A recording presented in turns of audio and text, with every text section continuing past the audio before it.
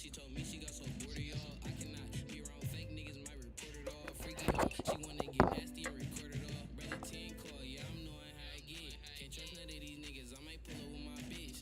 Tip the windows up, cause I'm knowing how I get. Trap good, I should just be rolling up my shit. Brother 10 call, yeah, I'm knowing how I get. Tip the windows up, cause I'm knowing how I get. Brody fresh out, so I'm knowing how I get. Hold on. Turn the sport mode off, still going 100 in his whip. Audi Twister turn dynamic off a 50 flick. Brody fresh in, so I'm knowing how I get. Brother 10 call, yeah, I'm knowing how I get. Can't trust none of these niggas, I might pull up with my bitch. Tint the windows up, cause I'm knowing how I get. Trap good, I should just be rolling up my shit. Work for this shit, you could catch me holding up my kid. Bougie hoes, but had to kick him out, ain't on the list. Lost bro, money can't amount to all this shit. Hard code, so I should put a fountain on my wrist.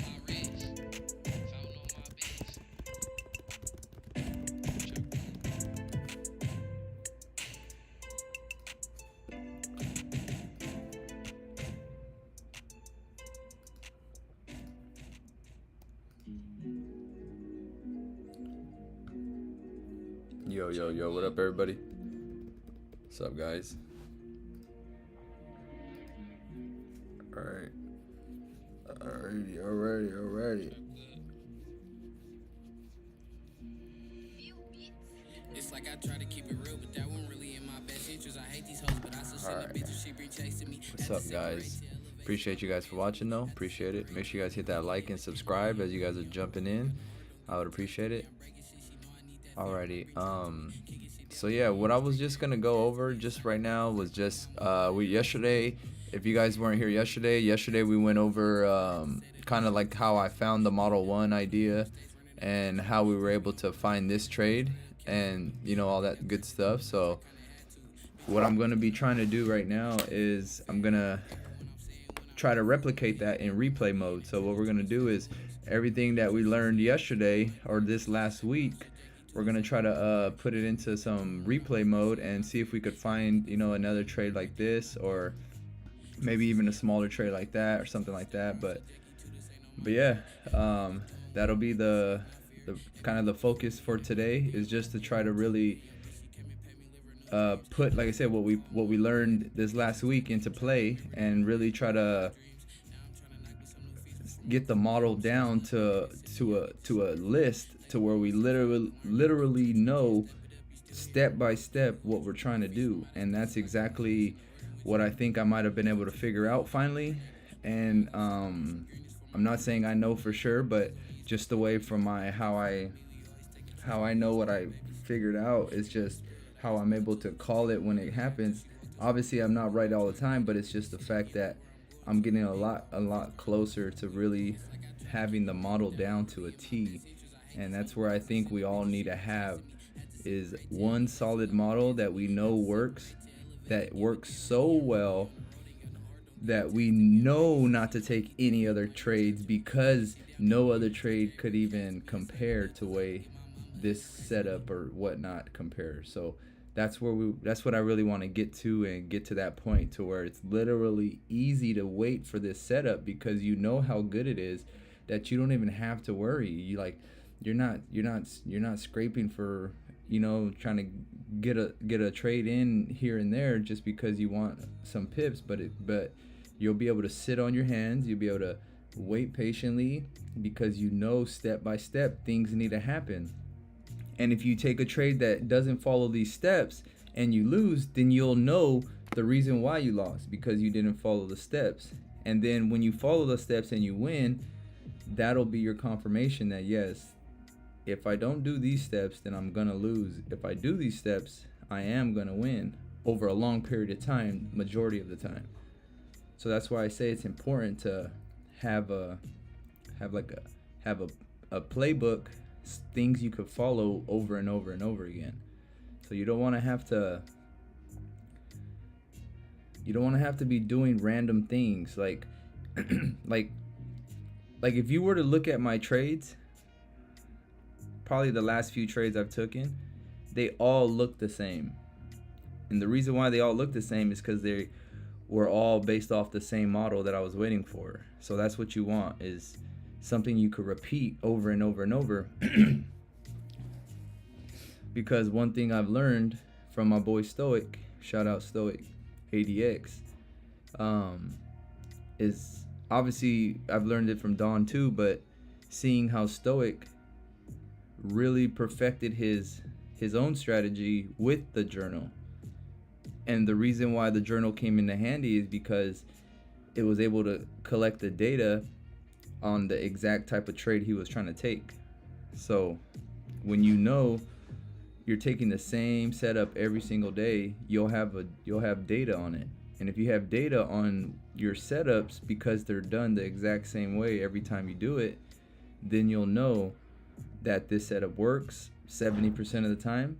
This setup works only 30% of the time. So let's not do that one. Let's wait for the 70%. So, but yeah, that's why I say it's important to have a model, because a model is something that you could repeat over and over again. So once we're able to repeat it, now it's just about collecting the data on it. And that's where I think I'm finally at now, where I'm able to I'm able to really collect the data. I'm able to collect the data, and that's how I'm able to do this over and over the exact same way now. So, but yeah, like I said, now that I finally getting to this point, now the new journey starts. It's like it takes a journey to figure it out, and then it takes a whole nother journey to put it into play, and then it takes a whole nother journey to start collecting data on it. And then it's like finally when you think you got to the end, you're like, the next step starts. And that's how you should be thinking about trading, is that you're never going to be done. You should just always want more.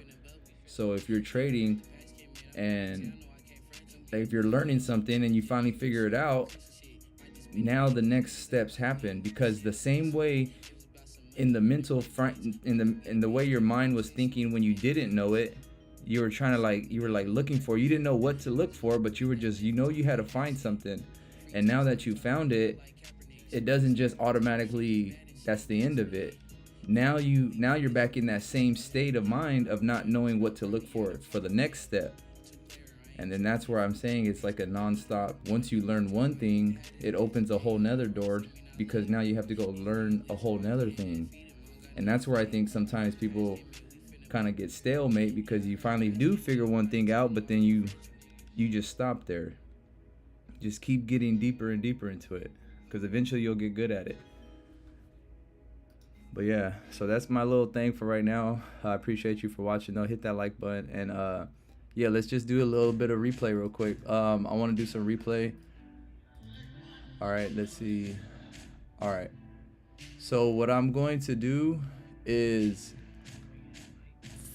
on the 4 hour, we'll do this, and I'm gonna do the replay mode, but I'm gonna select a random bar. Let's pick a random bar. So look at where the price is gonna be. It's gonna be way down here at 900. Wow, that's incredible. That's an incredible price. All right, so let's look at what we're looking at. So what I kind of see here, we do see this. This was the top. This was the bottom. You could probably say here. Or you can say here.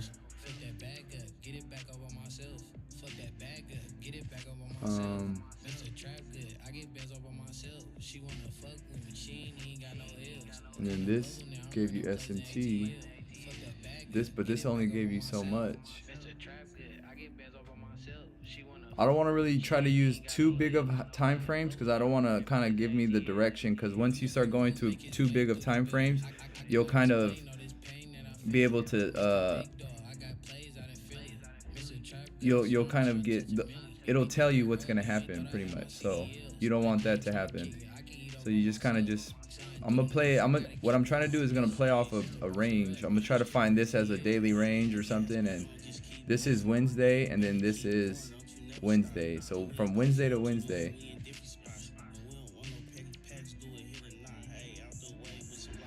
From Wednesday to Wednesday, and what was this one? That was Monday. That was the Friday. So Friday was like the retest to continue back down till Monday.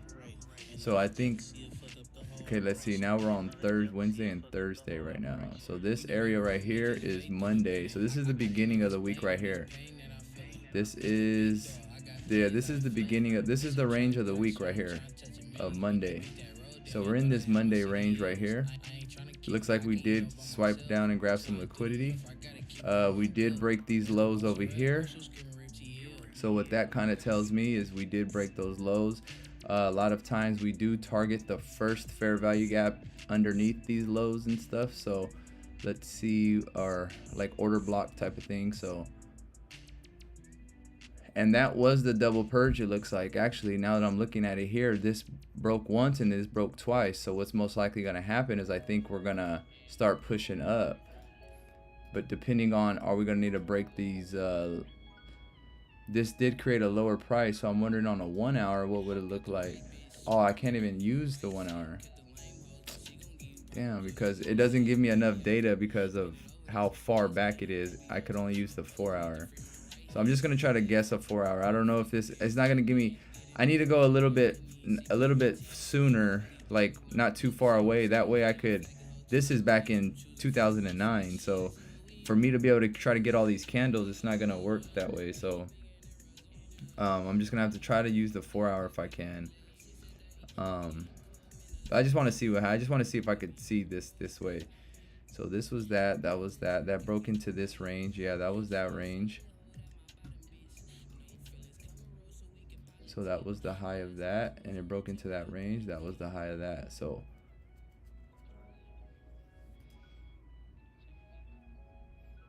that did have S&T. That did come down. It hit this fair value gap.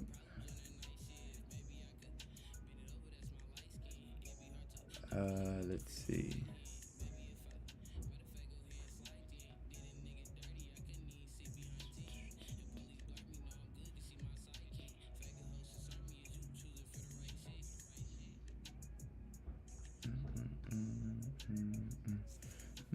Let's see. What do I see here? The real, let's see, that move will get you breaking there, and then you're either gonna get a rejection. Let's see what this high is. This high was that Thursday. So this was this was Tuesday. This was Wednesday till Thursday. And then Friday, boom, broke those highs to continue down. So it led into this Monday, which is now we're back here. So what I think might need to happen is a pullback. So let's see if a pullback happens, and then a sweep of maybe some liquidity to continue back down. So maybe something like this. And then if we do target that, we might even target this high over here,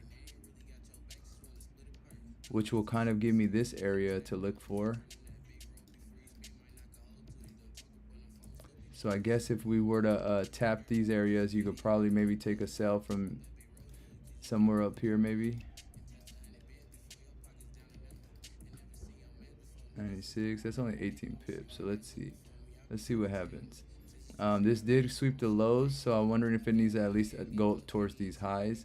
But the way I'm kind of looking at it is that this was the Thursday high, and then this went all the way till the next Wednesday or Thursday. So from what I kind of know is that the Thursday, the whole week move, what's going to happen is we're going to pick a direction for a whole day, I think. Almost kind of like just what just happened today.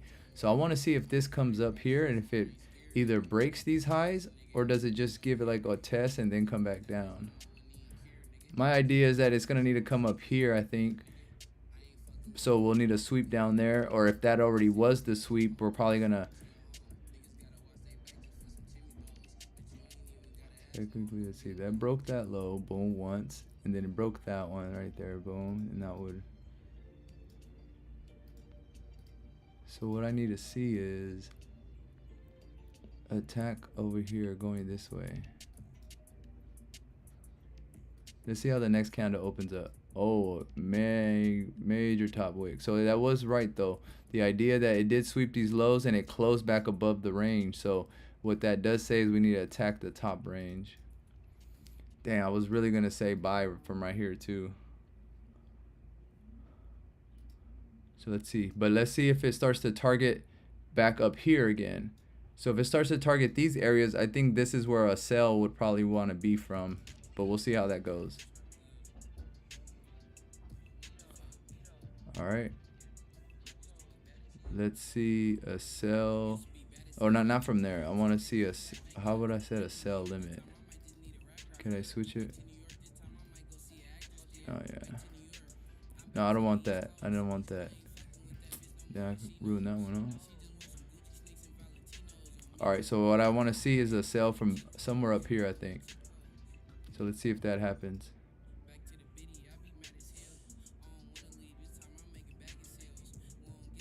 Okay. It did this right here. Let's see. So it did do this, which gave us this move right here. So, oh, give me 1 second.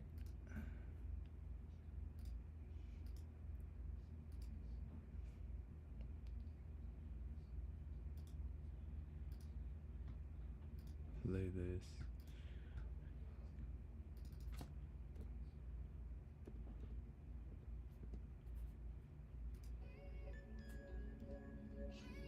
All right. Like I was saying though, it did give us that. So let's see if this is a retest all the way down. Level 1, level 2, that's where it did sweep at. So that makes sense. Bearish. Boom. All right. It's sweeping these lows right here. But we are already kind of going down. Damn. Imagine, look at the by accident sell I took right there was actually the move. From 95 to 38, that's 200 pips.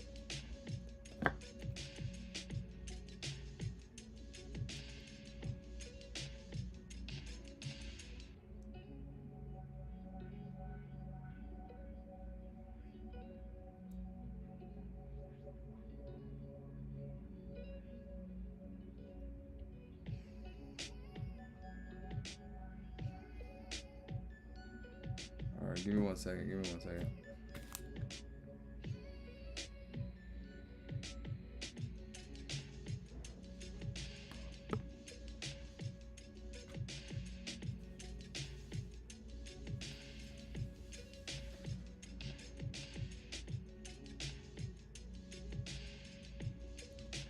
All right, so it did sell. So let's see. Okay, so what I would want to see though is, let's see if these lows get swept here, and then let's see if we start to target this low right here, and at this low we'll have some kind of buy. Let's see if that has a buy there. What actually would be, actually it'll probably be this somewhere here. We'll say here. If it comes down there, we'll probably look for a buy. And look what day it is also. Oh, actually it makes sense. Well, this was the Wednesday till Thursday. So look, Wednesday to Thursday, that was the move for 1 day. And then it reverses. So it's probably going to continue to sell then, I think, until this would be Friday, which is it just continued down. So let's see what happens on Sunday, Monday, to get back ready for that. It continued down, bounced up. That's exactly what gold just did right now. I don't know if you guys really kind of see that, but after, let's say this was the sell that we just talked about, the SMT sell, and then it did all this. This is where I think where we were at probably today, or like Friday, I mean. So if Friday happens to have some kind of pullback, I'm wondering if it's just a pullback just like this, and then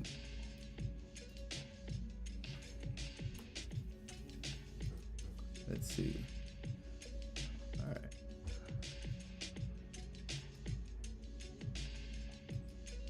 All right, it grabbed liquidity, I think. So let's see if a sell would be from here. Just because it's that top of the range right there.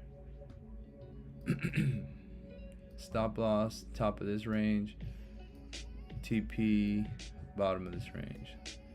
let's see where to happen. Well, but I'm kind of thinking it's gonna break these highs right here. So if anything, let's do a sell from this area. Oh, all right, kind of halfway's right. All right, I guess this is why you follow the plan, because if it doesn't happen, then you don't want it to. There it goes. Oh, it did pump back up. Well, this did break lows right here. Look at that. It did break those lows. Or let me get rid of this guy. Let me get rid of this guy. Yeah. So look at it broke these lows. That was what swept. It went back in the range, came back down, grabbed lows, and went up.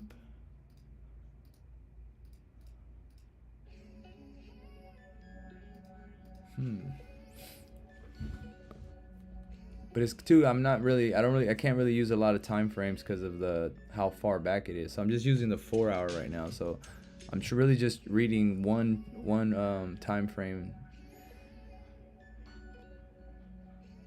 All right, and let's see if that is the. Let's see. Okay, there's a thing about like the 75%. Let's see if this went 75%. All right.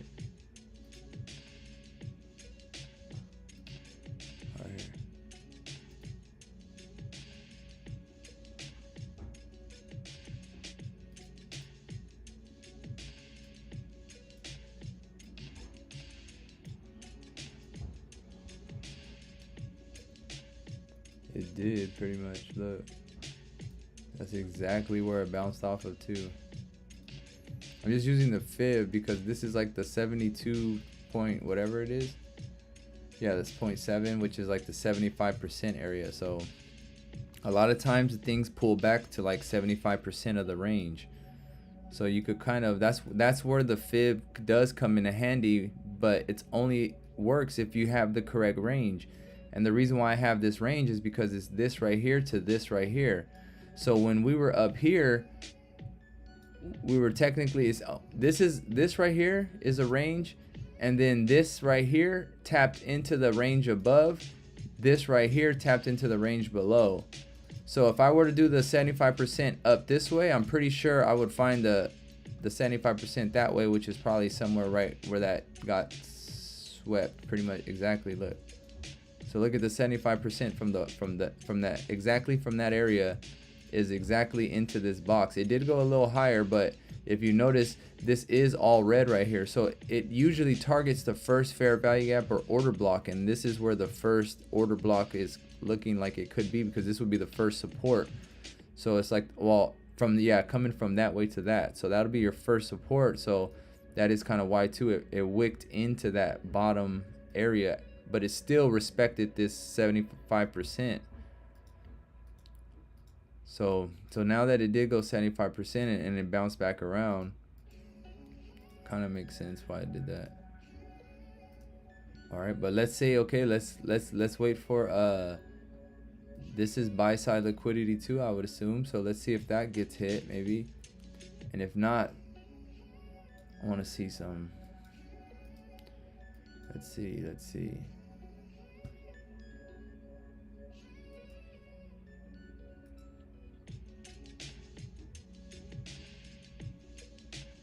Damn, that thing.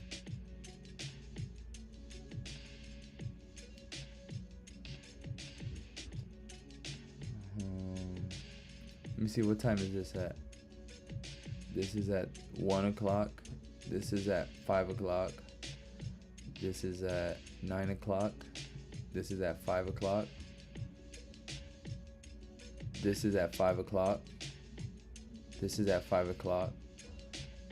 That's at 9 o'clock. So a lot of the tops and bottoms are always 5 and 9. So where are we at right now? We're not 5 or 9. This is 5 right here. Closing back up. Could we respect that right there? Let's see if a buy happens. So let's see if it goes up. Stop loss down here. Take profit up here. Let's see if it at least taps into that range again.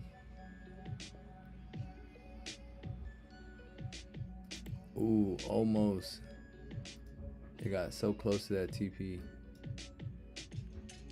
But then now it's so close back to the bottom. So let's see what happens. It did grab liquid almost again. Boom, it hit it. All right, cool, perfect. And the only reason why I figured that was because we did grab this bottom wick, which is a low. We broke these previous lows, closed back above here, and then these wicks right here was the it never broke this low, but it also closed back in the range of this. So the range would have been the bottom of this candle pretty much, or actually you could say this candle right here, or the body, and back up to the range up here. So when it already swept like that and then closed back respecting it, it does signal that, okay, now we're back in this range. Now, like we say, is once you touch the bottom, you need to touch the top. Once you touch the top, you need to touch the bottom. And then look at what happened again. It did the same thing. And the only reason why this was kind of in the correct bias also is because of the fact that this already swept these previous lows. So that's one low it swept. So look at, now we did target these sell side liquidity area. This is eternal sell side liquidity. So you can see as this right here, as the top right here, is all of this range right here. So this is pretty much what we're kind of basing the liquidity off of. But then if you also look back, you kind of zoom out a little bit, then there's also this one. It's the same thing, but there's one inside of the other. So this is like a liquidity pool, and then this is like a bigger liquidity pool, and then obviously when you keep zooming out and zooming out, it's just the same thing. It's just liquidity pool into liquidity pool. So what you're pretty much trying to figure out is which one are you tapping into? Which one are you trying to tap into? So, but like we're saying, I'm on the 4 hour, so I'm kind of going off of this being the, let's say this was Thursday, and then this was Friday. So it touched that Friday. So what's probably going to happen is we're probably going to target, well, this was the liquidity. It would be the one that broke the high would be this guy right here then, right? So it would be boom, boom, exactly. We tap that. So let's just say we do a sell from there. Let's replay it. Oh no, I didn't mean to do that. Ah, ruined it.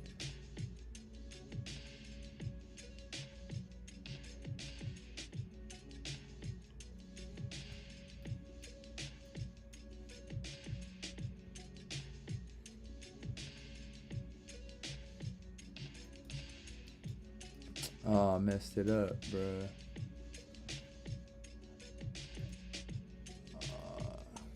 Can you undo at all?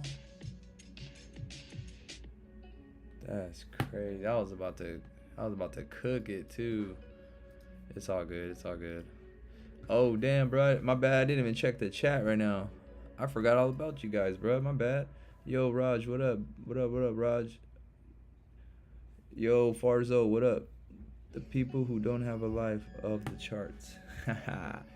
You know what I mean, Farzo? Farzo, bro, you could be watching the hub, or you could be on the charts, bro. Don't be on the hub, be on the charts. Farzo, man. But it's bit me late. I know I'm hella late. Just listening to music with a headache, Farzo. Raja, you need to shake it. Shake the headache out. You need to shake it. Keep shaking the head. Alright, let's redo all this. Let's redo all this. Alright, let's do another one right here. I want to try to do another one. This time I won't mess it up. Damn, I can't believe I messed that one up. Random bar. No, actually, no, let's not do a random bar. Let's do, yeah, Farzo, don't know. Nah, this guy is locked in too much. He needs to touch some grass. I know, bro. I'm trying to go full-time streaming, bro. I'm gonna go full-time streaming, and if I could get full-time streaming, then I could really never touch grass, bro. Or cruising around. Damn, drunk driving is crazy, bro. Nah, I'm just playing. Yeah, nah, bro. It's barely 9:30 for me. It's 9:30 in the morning for me. I woke up at 5 a.m. I've already went into the garden and I picked 5 watermelons already. I already ate one of the watermelons. I watered the rest of the watermelons. And then I did some content stuff. And then I jumped on the stream for a bit. And then I'm gonna head out of town. And then I'm gonna go visit my parents in a few hours. And then when I'm over there, I'm gonna have my laptop. And you already know what I'm gonna do. I'm gonna be up on the charts. And then I'm gonna go get some food. You know what I mean? Food is last, charts first. Yeah, geez, what were you doing at 5 a.m., bro? Well, I wake up every morning at 5 a.m. because I work every morning at 5:30 in the morning. So I'm usually up at 4:30. So even on my days off, I just naturally wake up kind of early. And I went to sleep at like midnight, so I got like 5 hours of sleep. So I feel pretty energized, but it's also too because it's easier to stay up when you like when you're at work. It's like everything is drowsy, like, but when you're at home, it's like I never want to go to sleep. I don't know, but yeah, bro, I'll just be up. I'll be up a lot. But yeah, I gotta do some other stuff. I do a few things for content for people and stuff, so that's why too. So in the morning, because the days that I work 12 hours, so I be a lot of those days I can't do content. So what I do is on my days off, I'll do enough content to post on my days off, or the days that I work, and then with the days that I work, I'll be able to post without having to like spend a lot of time trying to post, you know. But yeah. So I use my days off. So I work 3 days, I'm off 3 days. I work 3 days, I'm off 3 days. So I kind of use the days off to try to like catch up with a few things and stuff like that. But yeah, bro, I'm not rich or nothing. So that's why it's like right now I'm just grinding it out. You know, I'm just trying to grind it out. And there'll be fun. There'll be time for fun later. I wanna get rich first, and then we'll have fun. Damn, where should I do it at? April 3rd, we'll do it right here. I don't even know what happened in March. Oh wait, no, not around the bar, select bar, right here. Boom. All right. As far as this, oh shit. All right, then stream during NY session. Jeez, what were you doing at? No, well, the thing is, I don't stream New York because the Wix streams it, so I let him do that, and then I'm obviously bouncing around from different streams.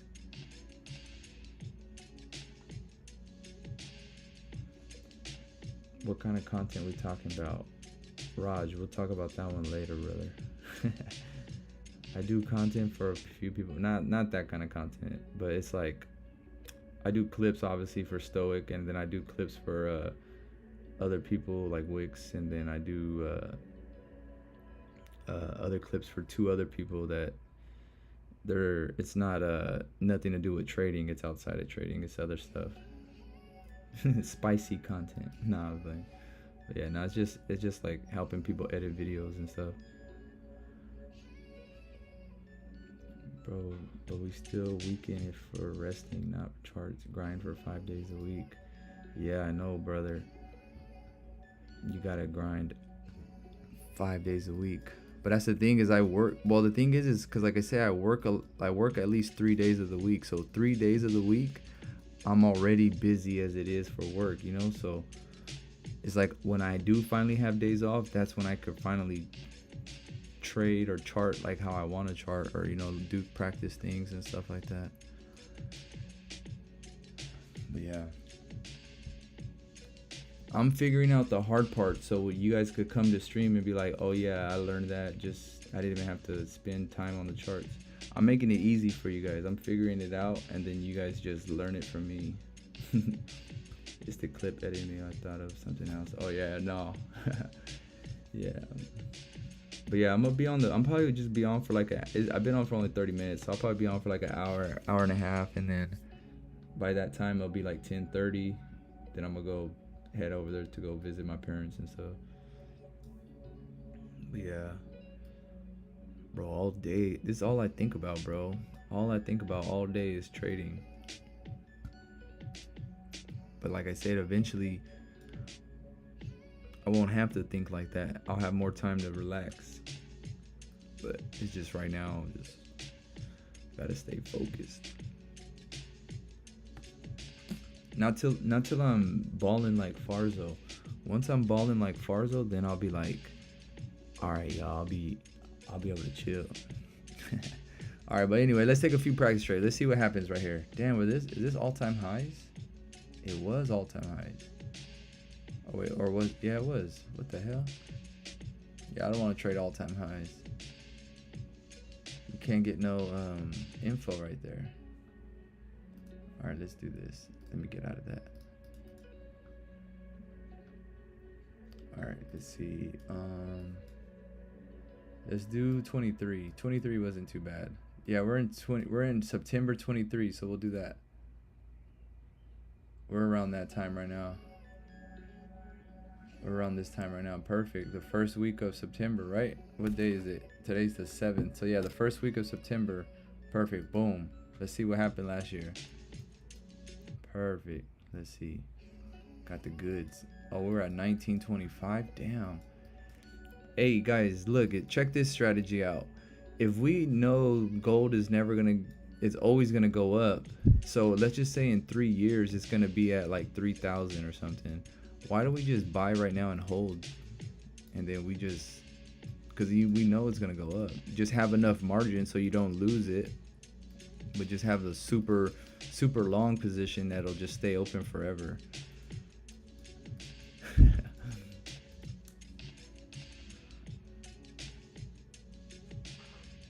Farzo cooks. Farzo cooks. Farzo has 5 girlfriends, and they all cook him and make him coffee every morning.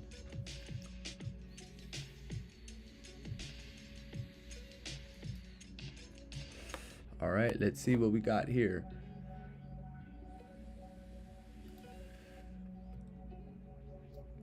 All right, so we're in this range right here.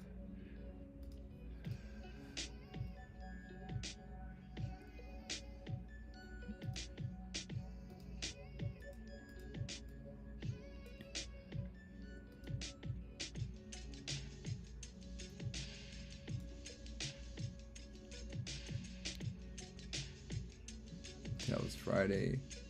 Kept going till till Wednesday. So I kept going till Wednesday. Yeah, I appreciate you guys for watching though. Appreciate it. I know you guys be clowning around all the time, but hey Raj, I don't care what Farzo says about you, bro. You're a good guy, bro. You're a good guy.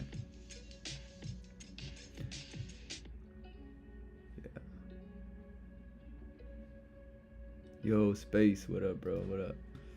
Just going over some replay mode, trying to see some, trying to figure out the liquidities and things like that. The liquids. So this is the range on the 4-hour. So what I see on the range on the 4-hour is this. So obviously we need to tap one of these levels. We are bearish from here. We did sweep those highs. And the highs that broke, let's see, that high broke this area.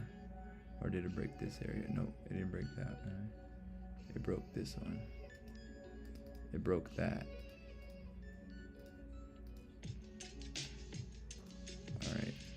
So that was the liquidity right there. As you can see, that was the liquidity, boom, and that was what we broke above it. And now we target it all the way down there. But that is what I'm trying to, so that obviously I don't know everything, so it's like what I'm trying to figure out and obviously be able to identify it is this whole move is the finishing move. Because I'm just looking at this right now, why wouldn't this be the move right here? Or why wouldn't, obviously this broke these highs right here too, so I mean you could definitely say it did react at those levels, but I'm trying to figure out why this liquidity, why that liquidity wasn't the actual move like that.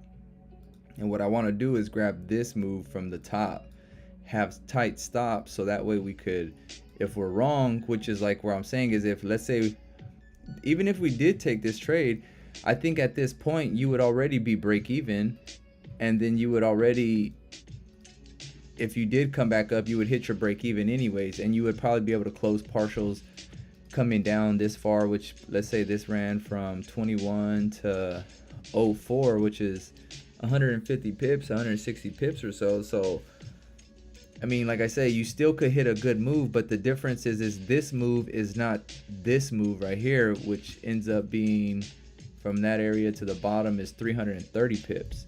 So like I said, both moves are very good, but what I'm trying to identify is I need to be able to understand this is not the original, like this is not the final move. So even if we do get in this trade, we know to close full once we start hitting these levels down here, because we know that's not the real move. Whereas we know this move, if we were to get into this trade, this is the real move where we could hold it for 100 to 300 pips type of thing. So that's why I'm saying is both trades are valid. I would take both trades, trust me. But the way you trade this trade versus the way you trade this one is two completely different managements. You manage them differently. And that's where I was saying is like, if you understand that, obviously if you go break even right here and you close half, you go break even, let's see what happens, that's still a valid management. But just what if you also understood, okay, this is not the real move that's going to go all the way down. We know we should just close the whole position, because we know we're going to get another chance possibly up here, which will be the real liquidity pool type of thing. And that's where I'm saying is that's what I'm trying to really figure out, is to identify what would be the difference. It's probably time. Let me see. This is on a Thursday, which is like we always say, Thursdays are the moves. So Thursday goes into Friday, and look at Friday was the move that pushed up. It's almost kind of like what happened to yesterday, which was Friday was the official move that did go all the way up. Oh yeah, can we not talk about food, please? I'm getting hungry. It's 10:17 p.m. for me, and all the restaurants are closed. Damn, Ethan, dude, always FX replay is also good for backtesting. Forex replay, okay, yeah, I've heard of that Forex replay. I don't have it yet, but I think you need to have you just need an email, right? If you just sign up with the email, use the previous 4 candle for bias. The previous 4 candle for bias. Yes, sir. Well, this is the thing for bias about a 4-hour candle, is that when you have a candle that closes like this above the previous candle, that signals higher prices, which is what it technically already did. So technically at this point, when this 4-hour candle closes, this tells you higher prices, we're bullish. But this candle already created the higher prices, meaning now that we broke those highs, whatever this candle was suggesting to you was higher prices, it already happened. So now that the candle flipped back underneath into this range, that whole bias of this possibly being higher prices, it could already be done now. Meaning this could already have flipped, this closed back in, and then that goes back to the CRT that we talk about, and then it comes like this, and then it sweeps these lows, so it could go up. Because I always think about it the way it's like, they never want you to get in the trade right now at this point, because a lot of people will take this as a buy, thinking they're going to be able to take it to the top, but then it ends up CRTing back down, creating another bottom, and then it kind of goes back to the part of what we talk about, a double bottom, and the double purge right here is the real move, not this move right here. So I'm just going to go based off of that. I'm going to see right now how this candle, the next candle happens. If this move starts to move down, what I would do is start to look for a buy, maybe somewhere right here. But I'm gonna look to the left. We did break these. Oh, technically we didn't break these lows yet. So what I want to see though, as you can kind of see this right here, oops, this is like the whole pool right here, I guess. So if we were to sweep that pool, I think this could be something that we could at least target, at least maybe up here, do this, and then come back down if we are gonna come down. So that's just kind of my idea right now to think about that. It's 7:51 p.m. here. Damn, it's barely 10 or 9 a.m. here where I'm at. Pilou time. What the hell is that, bruh? I don't even know what that is. Let me see. Pilou time. Haha. Oh, damn, that looks bomb, bro. I'll take that. I love rice.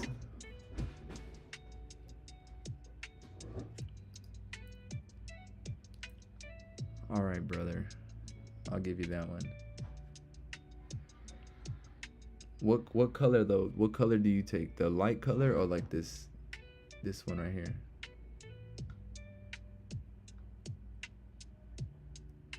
Hey. All right, I'll give it to you. Save me a plate, bro. Save me a plate. Sam got the cheese with bread.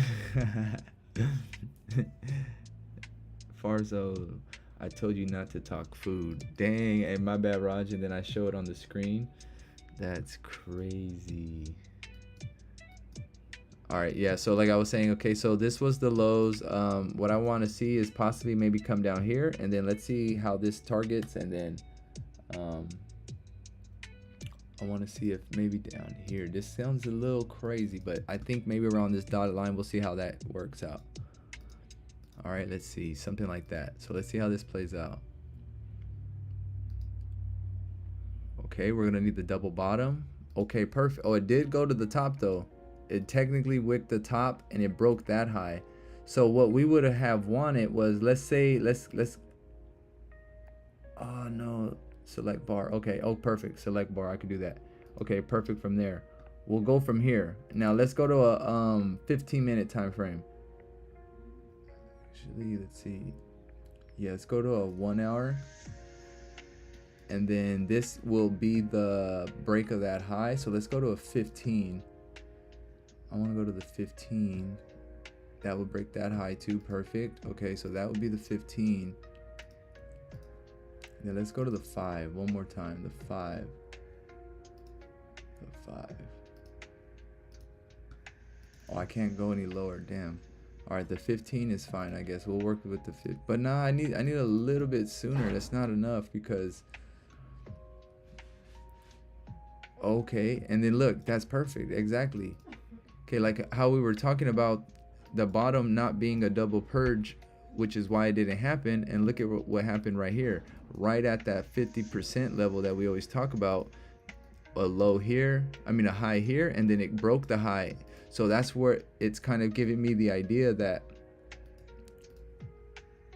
so like I say, it is showing the SMT going up, and then it goes back to the part where we say where we would have wanted to take a sell would have probably been from that level right there. So let's see where this would be at. That would have been a sell from here. So now what I'm thinking is it's okay, that would be the order block. The breaker would be, let's say if it comes around these areas up here, let's see if we take a sell or something, because I think if anything, this would be the move to come down. So obviously where I would have wanted to take a sell is right here, but let's just go off of, like, let's just say we noticed it barely, because I can't go to a 5-minute, I can't go any lower than that. So but I would have wanted to be from here. So let's see if we use this order block possibly as the one that where we probably target. So let's maybe even use this guy. So it would be right where we're at currently. And then also maybe it could be up here. So let's just see where a sell would be. Let's just see what happens from a sell. And then let's put a stop loss above here, because this is the high that we're talking about. It shouldn't break this high, because if it breaks that high, then we know this is not the correct move that we think it is. So that's why I say too, if we were able to get in up here, we kind of know these highs could be, their stops could be fairly tight, because we don't need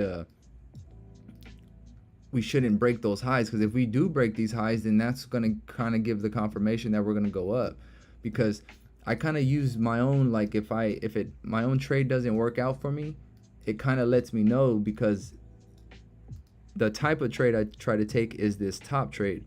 So if it's not the top, then it shouldn't break it. So if it does break it, then that tells me it wasn't the trade I thought it was, and it's most likely going to continue that way. But yeah, let's just see what happens here. Let's see, the top here will be the stops. Even if we had an entry way up here, our stops would still be that previous. They just would be a lot tighter. So currently right now it's 27 pips, but obviously up here our stops would be 10 pips maybe or something, you know. So let's see. Okay, let's see where the TP would go. My goal would be down here. Obviously the goal would be down here because this is where we think it needs to break at. So if it needs to break these lows over here, then I think this is where we could possibly go. So let's just see how it plays out and see if it works out or not. This one's for my boy Farzo. Let's see if I had a buy on the break of the highs. Oh, all right, let's see. I want to see if I sell from here. Drink for the dead. I would wait for, you know. Oh, hey, I didn't even think about that. Check for the times. This is on Friday. So how is, yeah, this is Friday. So what that means is Sunday still needs to happen, which is probably going to be crappy. Then Monday, Tuesday, yeah, then I don't think this would be valid just from the day alone. This is on Friday. Thanks, Raj. You see that? You speaking of NY Open, that makes so much sense. I didn't even think of that. Farzo, I just got here. Where you bro? But yeah, nah, that makes sense. I didn't even think about the day. But look at, this was also the day right here on Friday. So think of it this way. What just happened this week right now for gold.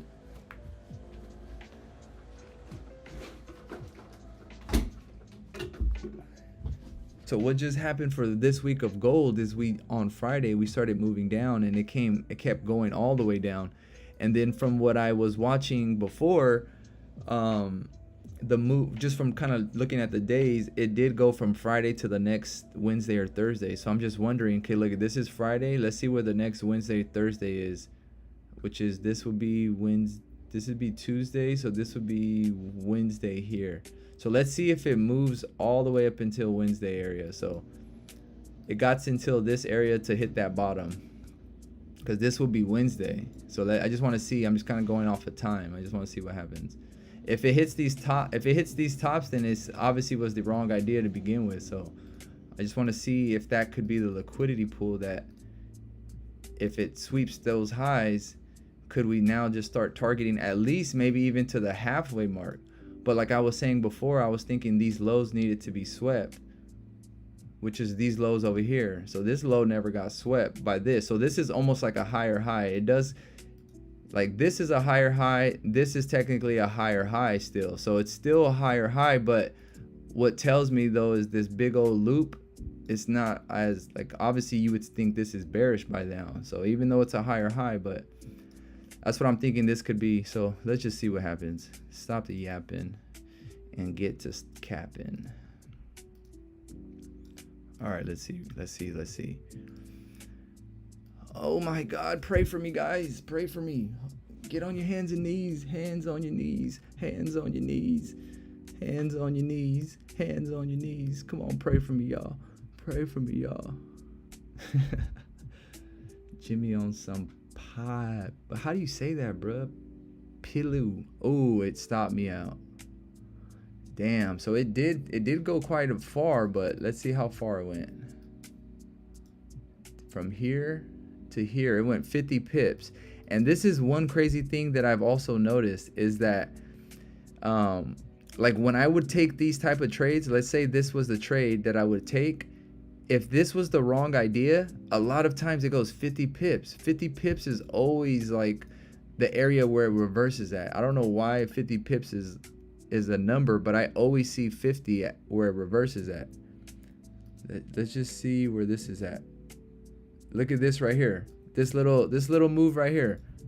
Just a random move I just looked at. It's 56 pips, and maybe a little more, a little less if I were to 58. But and the idea is that it's still like that 50, 60 pip range, that it's always 50 pips before it makes a reaction if it's not the real move. That's where I'm saying is that what I've kind of noticed is that if you were to get into this trade or something and it's not the correct move, it goes 50 pips and then it reverses like that, and then look, it ends up being the real move after. But then this is also on Friday, so that too. So let's see, hands on your knees, huh?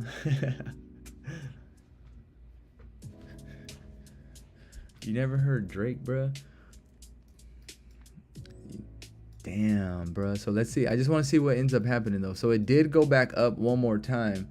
So I'm wondering, or you know what? Look at this, guys. Check this out. Okay, you know how I said this was the SMT right here? This was SMT. So this is also one thing I've been realizing. Every time I get like the idea wrong, not even, I mean, the idea was still right in the sense if you go break even and close partial, you could still take a dub. But in my head, it's like, no, that wasn't the correct idea. I need to know that wasn't the right idea so I could close full there and take my quick 30, 40 pips, whatever, and then close it. But I was expecting, okay, let's see if it needed to go all the way to the bottom or something. So I wouldn't even think that's a good idea, but it was close. But this is what makes me realize this. Now that it plays out this way, look, you see how small that SMT is? That's why this move was also small like that. Look at how big this SMT is right here. Where the high of this level now to the high of that level. So pretty much that SMT,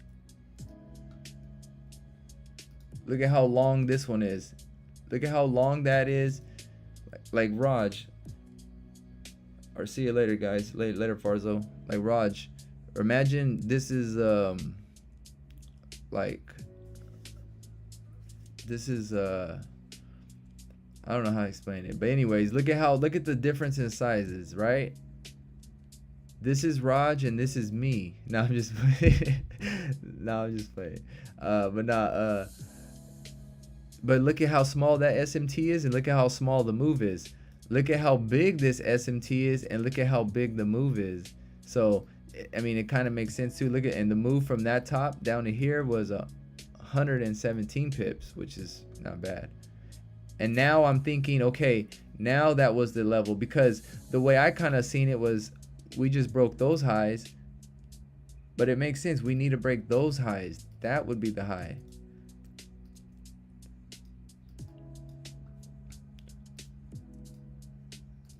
And it's just, that's how it is, man. It's just, I always see it hindsight, right? I'm a 100% trader hindsight. Yeah, I know you want to roast me, but you can't do anything. I know, bro.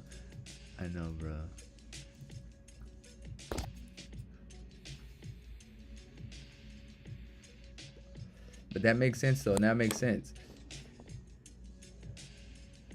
Let's see the hourly.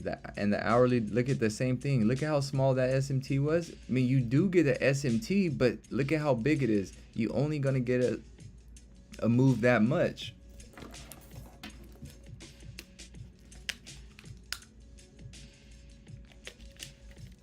But yeah, now that this SMT is bigger, look at how big of the move. So now maybe that will be the idea. Okay, let's see if that goes down to this bottom now.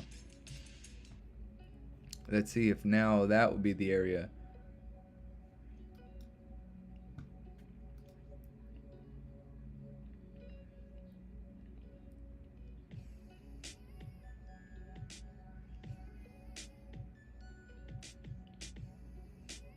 Damn, we went all the way back to the top, broke it again.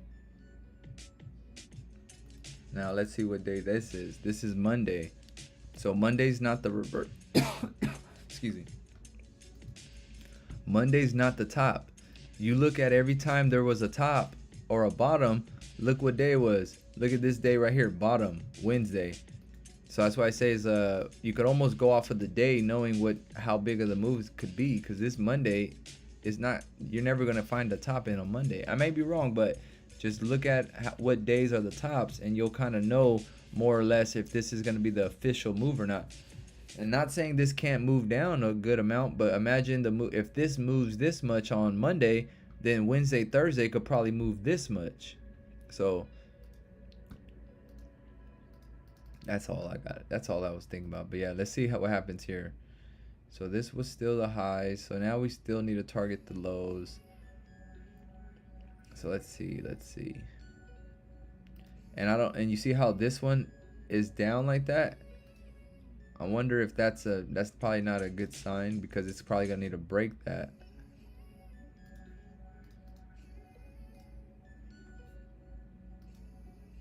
All right, let's see. All right, now we're targeting.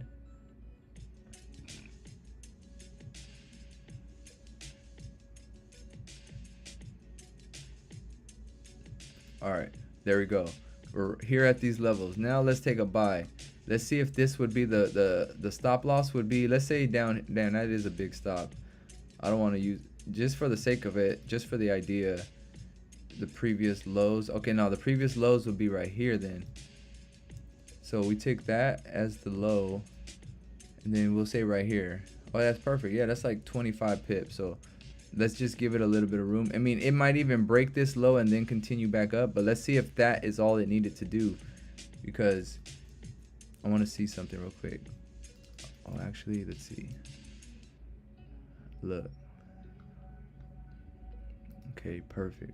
Oh, I can't go to the 5 minute. If I could go to the 5 minute, that's when I could break down and see the Model 1. So I can't go that far if I want to start practicing the Model 1. So, or get the better version of TradingView so I could go further, more candles. But anyways, let's just say I took a buy right here. Boom. Let's just take a buy right here.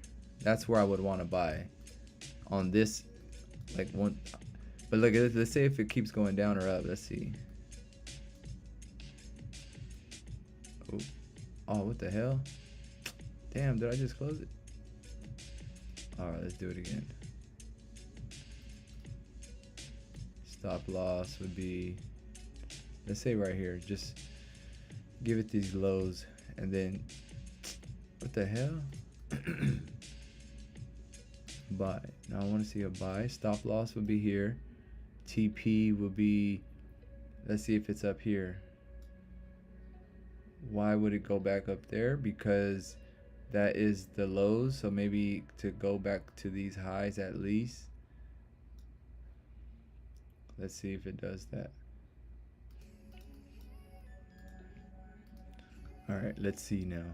Those were the levels, so if not, let's see.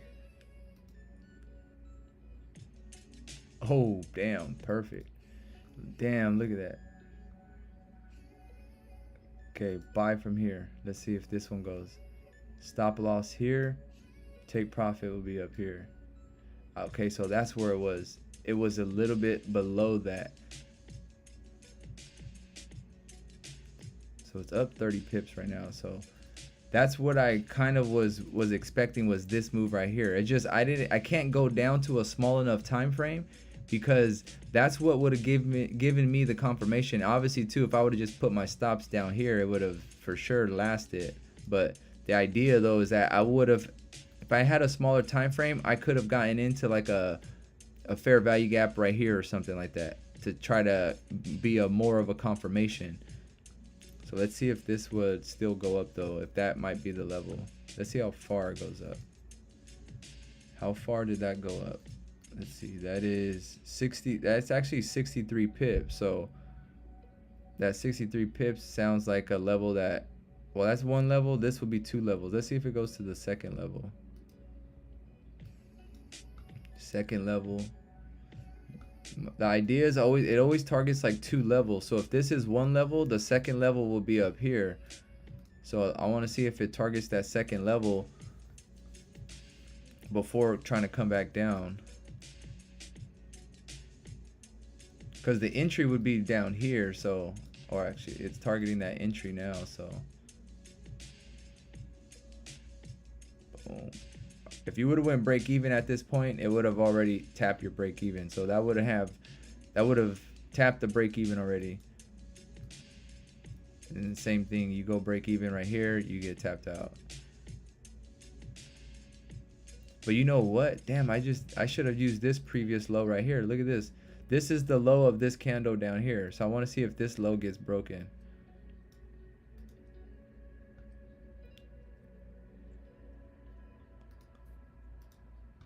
So yeah, that would have been your ideal stops. The lows of this little move right here. Oh damn, that thing dumb.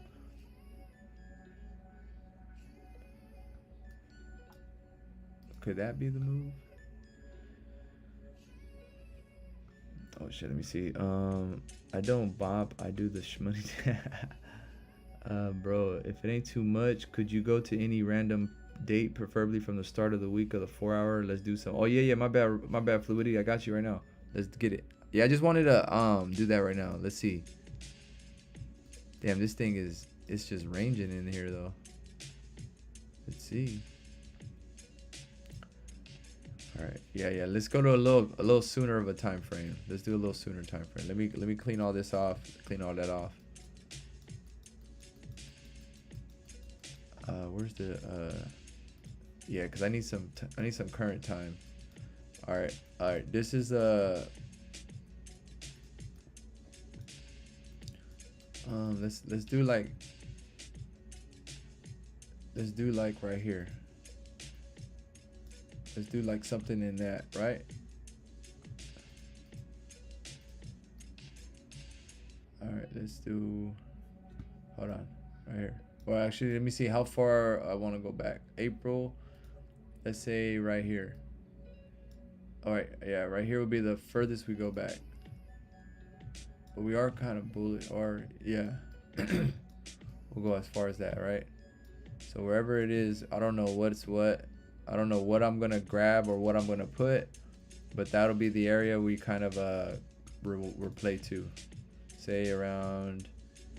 Like I said, I don't know if it's area or not.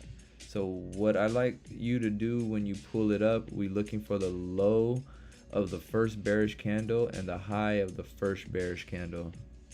So the high and the low of that candle on a specific day or a time, or is it just the first 4 hour that we find or something? So let's see what this days are. All right, so the day is July 24th, Friday, the 5th. So it's the beginning of the month, the first week of it's the end of the first week, but it's July and it's at 9 a.m. So you're saying what I would like you to pull up, looking for the low of the first bearish candle and the high of the first bullish candle. Okay, so this is the high of the first bullish and the low of the first bearish, which would be that, right? Is that what you mean right there? The first bullish and then the first bearish would be that guy right there. Go to the start of the week. Okay, the start of the week, which would be actually we'll do it like that then.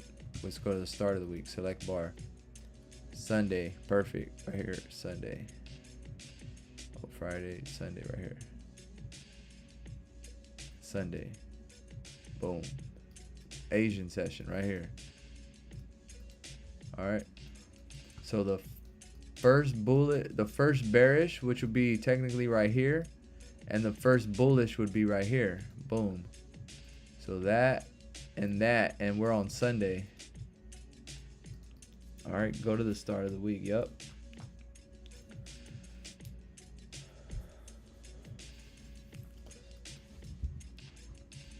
All right. So we got that going.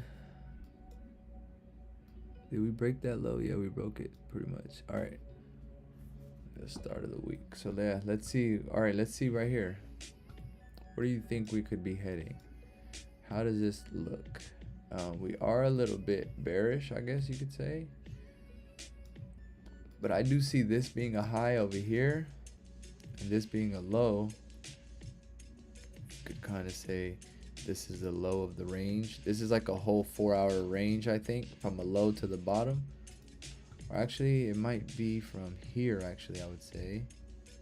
Or from here. Oh, that would be one range. This would be one range. And that's coming back into that range, I think. So that would be from here to here would be this range. And then I think from there to here would be the next range.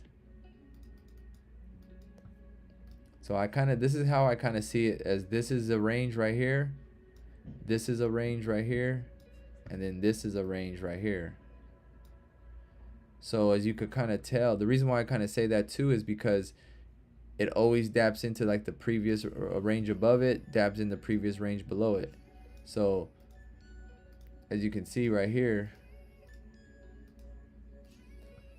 if this is the top, this is the bottom. Look at, we tapped into it, closed back inside of this though. Then we tapped into it, closed back inside of this though. So it's pretty much saying we are in this as the range. So that's why I'm thinking is that if we do target up here, these will be the areas we target, I think. And it usually goes to like the 75%, I think. So let's see, it goes from here to here.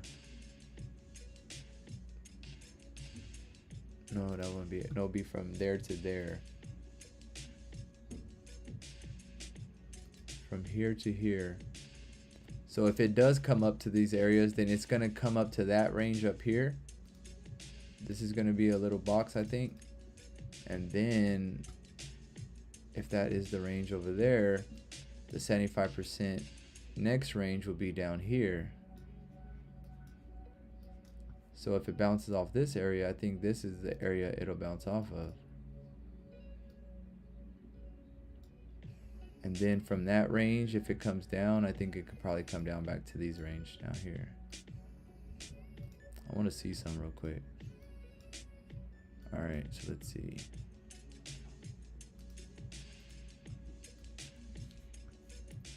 Which day is it in April? Let me try and pull it up on my chart. Okay. This is right now. This is in June. This is June 2024. But it's Friday the 28th. So it's June 28th, 2024 at 1300 o'clock NYC time.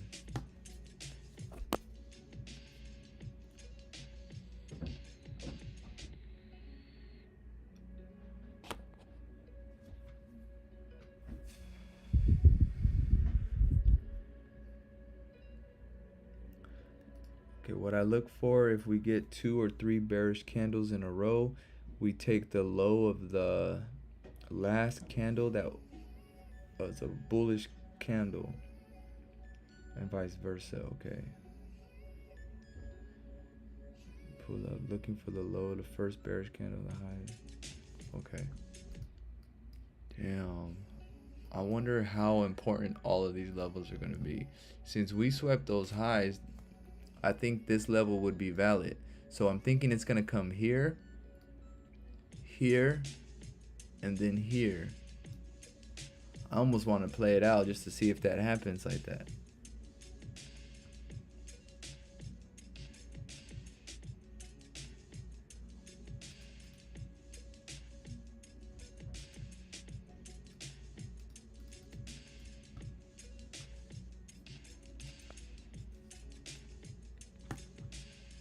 Yo, exactly. Thinking the same, yeah. Cause it's like, that's why I say it's like it's a double top right there, perfect. So it might need to tap these lows. So there's a few options I think it could do, or it's either like that, or it taps both of these first, and then like that, or who knows? Just because I said down, it's gonna go up, and then do it like that. Obviously, there's only so many ways, but it's almost never what you think either. So it's almost funny. Like I think like that too. It's like when I think I have the level, okay, I'll be like, okay, then it's the level above that, because where I think it's gonna be, they always want to trick you. So I try to find the level above it. Try to see if it makes sense also. But yeah, let's see. Okay, let's see how this plays out. I want to see how this plays out, bro. Fluidity, you finding it? I don't want to start without you, but, or you want me to just let it play out, see what happens?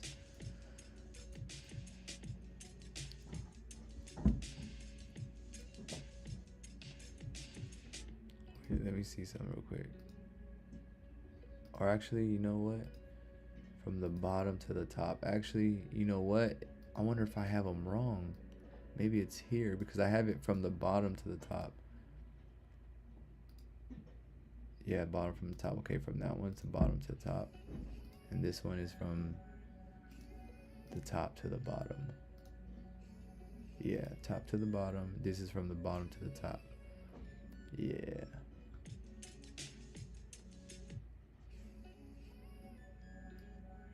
But it's crazy how the 75% level is always that level. It does target the 75% level a lot.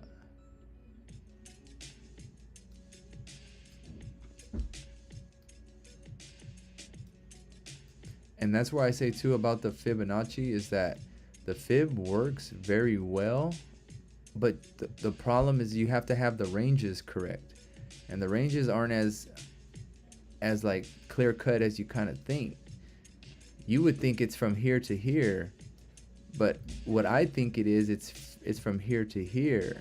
So if you were to measure the Fibonacci using this level, you're gonna get the wrong level, and that's why your Fibonacci won't work. But if you were to, and I'm not even saying I'm right either, we're gonna find out right now, but this is what I kind of say though, is that the few times that I've kind of messed with the Fibonacci, one of the things that I realized is that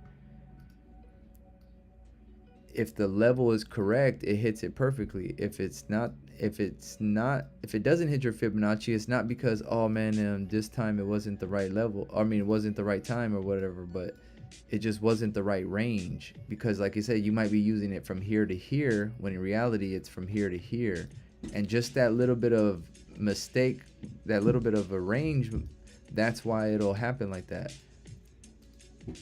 Because you'll be off just a little bit, and that's why it didn't work out. But yeah, all right, let's see if it works out. Let's see how this plays out. Boom. Okay, we tap. Oh no, we didn't tap it. Let's see if we tap it.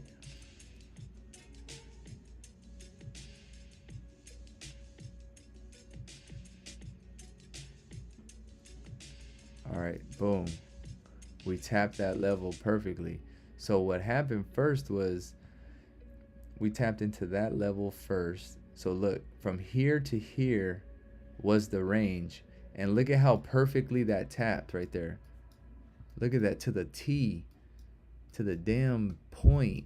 And that's where I was saying right there is that if you can't even put a dot in between how close that was. But that's what I say is if you get the level correctly, you could use the Fibonacci to your advantage. And that's what I'm saying is I'm kind of incorporating, but the reason why I use the Fibonacci is not even that the Fibonacci is like I'm using the as a strategy. I'm using the Fibonacci just because I'm using it as my 70 to 75% range level, because I know things target 75% ranges. So if I know I'm in the correct range, I just need this to measure 70%. I don't need it because of all the Fibonacci strategy, this and that, whatever it is. I guess this is the strategy, how to use it. But the way I think of it is this is just like a ruler. This is just like a measuring tool for me. This is not like I said, I'm not like, oh, I'm using this. This is my strategy. I use fibs, but it's like, no, it's just, this is literally a ruler. Like that's all this is. If I wanted to do it with this tool, I could probably figure it out with this tool, just figuring out what 70% is. But that's why the Fibonacci is good, because it's already set at 70. Well, I have it at 70%. So it's like, well, see right here, you'll see the 70. So these levels is the 61.8 and the 7, which is like the hot spot for fibs. But like I say, I understand it's still the 70 level. So the bottom line right here is the 70 level. And then that obviously is the fib. But that's where I say is that that's how you get the fib to work, is you just have to have the correct ranges. And the way I find the ranges is kind of like the CRT, how we find the top of it and the bottom of it. So what you're doing is you're literally just trading from that. So I'm wondering, if we were to take a sell from there, does that mean now we'll probably target this 70, maybe come up like that and then come down like that? But it hit perfectly. And obviously now we're kind of looking back, this did sweep these lows, this did sweep these lows, so it did sweep two lows, and then that's the that was the move that it did come up. But this is why I'm also thinking though, why this is the move that's not gonna just run straight through, because of the fact it never swept these lows. So where I'm thinking is this is going to need to come down here to sweep these lows, and that's where you would want to take your trade at. Is somewhere, well, my idea is thinking is this. Let's say that was the level. Now it's going to need to probably target this next range 70%, maybe bounce off of there, and then something like that. But we'll see right now, like I said it. But that's why I'm also saying is that you could use this as knowing, after a lot of back testing though, this is, you don't just do it every time. You got to back test this theory, is that if it doesn't break the previous low, like it did break this low, which is, this is a SMT, I guess you could say. Like, you know, this is one here, and then this is one here. But imagine if it broke this one, that's where I think it could do. But this is what they also say, like the double purge, is that this is the thing that broke two levels in a sense. So when you breaking one level, yeah, you could get only so far, but if you're breaking two levels, that's where you'll be able to get a bigger push. And that's kind of the idea of knowing that you're going to hit the level 2. And that's where I'm saying is the level 2 is right here. Look, this is the bottom, this is the top, because this is the first green candle, that's the resistance or the support, and then the next range is here, that's the next top. So look at where you ended up heading, the 1 range, 2 range, before getting rejected, sweeping these lows, and then continuing. So it's already kind of letting you know we are in that bullish trend. So any sells in this direction would be bad sells. But now that we hit this level, this is where I'm saying this is going to go to my theory right now, is that if we never broke, but then this is kind of goes back to a theory that I had also with gold, is that gold did do a double purge, and that was the move that did go up, but it actually came back down after that. So that's kind of why I'm thinking right now, okay, so this low, that low getting swept by this gave us the juice to come all the way up here, but this is explaining why it's not going to break, because, or why it's not going to continue up, because it never broke in these lows right here. So where I would bet if I needed to, my target now would be, this is going to be, oh, you know what, if anything, this is also what I'm kind of noticing right now. This is not an SMT where we just talked about. So what I'm thinking might need to happen is this might need to, there's going to be two options. It's either going to get rejected from here, come here, then come up, and then do it like that. Because I'm thinking we still need to create that SMT like we just talked about. This is not an SMT unless you can consider that SMT coming down.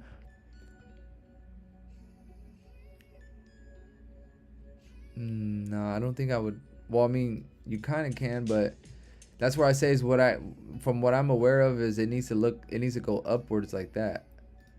So if it needs to go upwards like that, that means that'll be the double purge, because that'll be one top that broke, and the second top will be here. So I guess we'll see right now. I guess we got to figure this out, what would need to happen. So, and this also looks like the top of the range also, where this whole range right here is the range. So if we do need to tap that top, well, but then this makes me think right now, okay, perfect. Look, this is one low that got broken overall. So there's no way, I don't think this is going to go all the way up here and break that. So that's where I'm thinking, yeah, we're going to probably get rejected here, come here, something like that maybe. And then from there, we'll probably sweep these lows to go back up.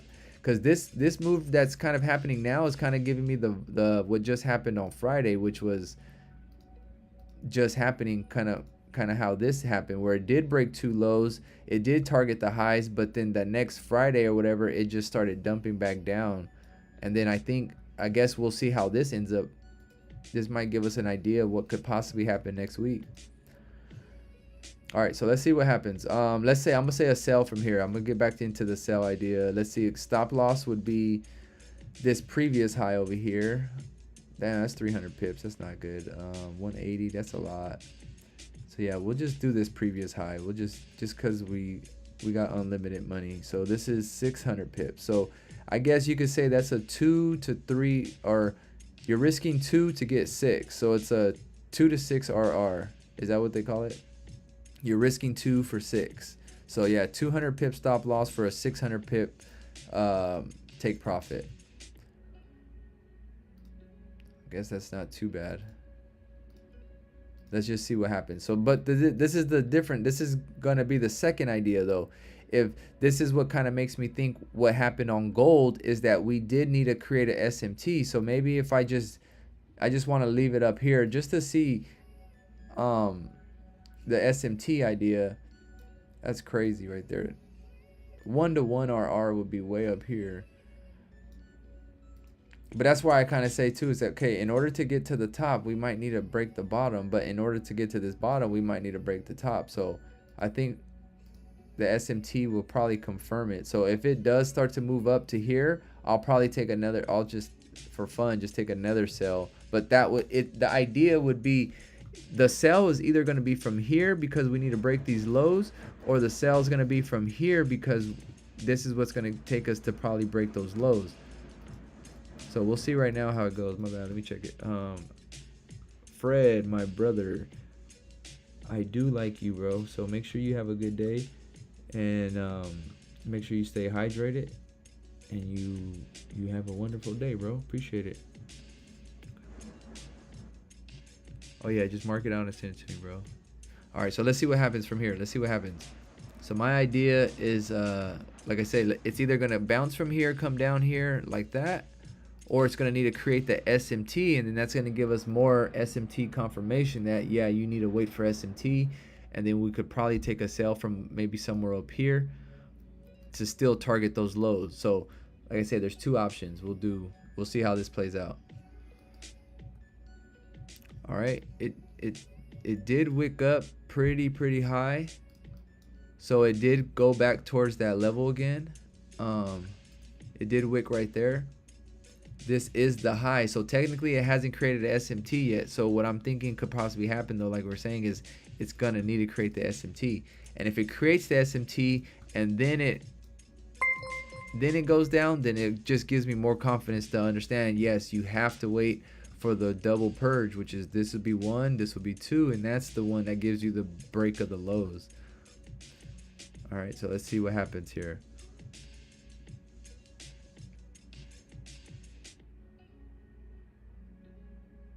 Let's see, SMT. I want to say SMT. I want to say SMT. There it goes. Okay, perfect. Perfect. Let's see. I mean, you were gonna probably would want to wait for a key level to get broken or something, but let's just put it here. Boom. It did that. Did that. Let's see. All right. It tapped that level. Let's see. Oh, perfect. Let me see this.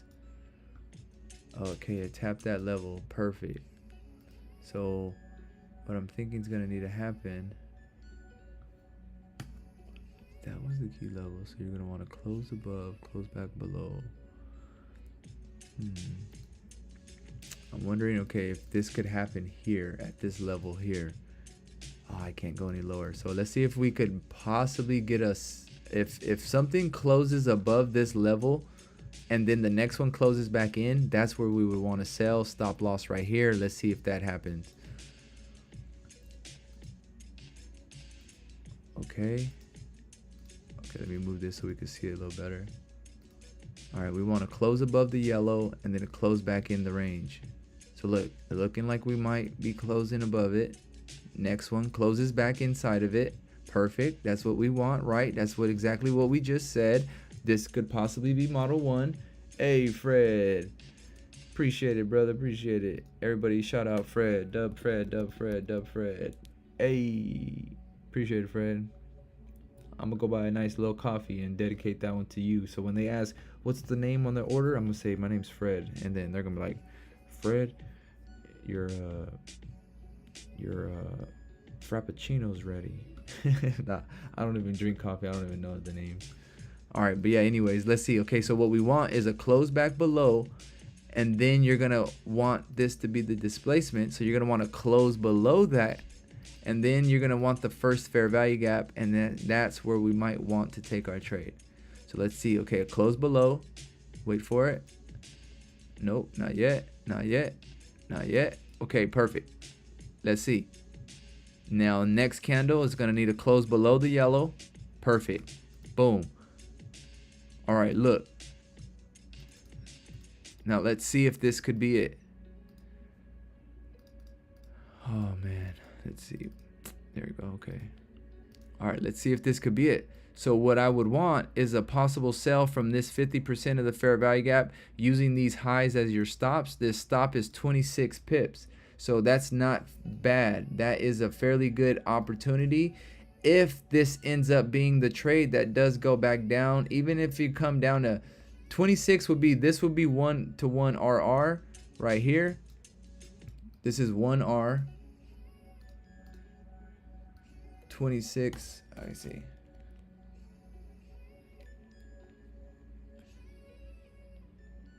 It's 52, so let's do the next one, 52. This will be 2RR. 3RR will be 78. Boom, right there. The next one will be 104. So that'll be that. That'll be 1 to 4 RR right here. So let's just see if we could get 1 to 4 RR, meaning we're risking not even, I don't even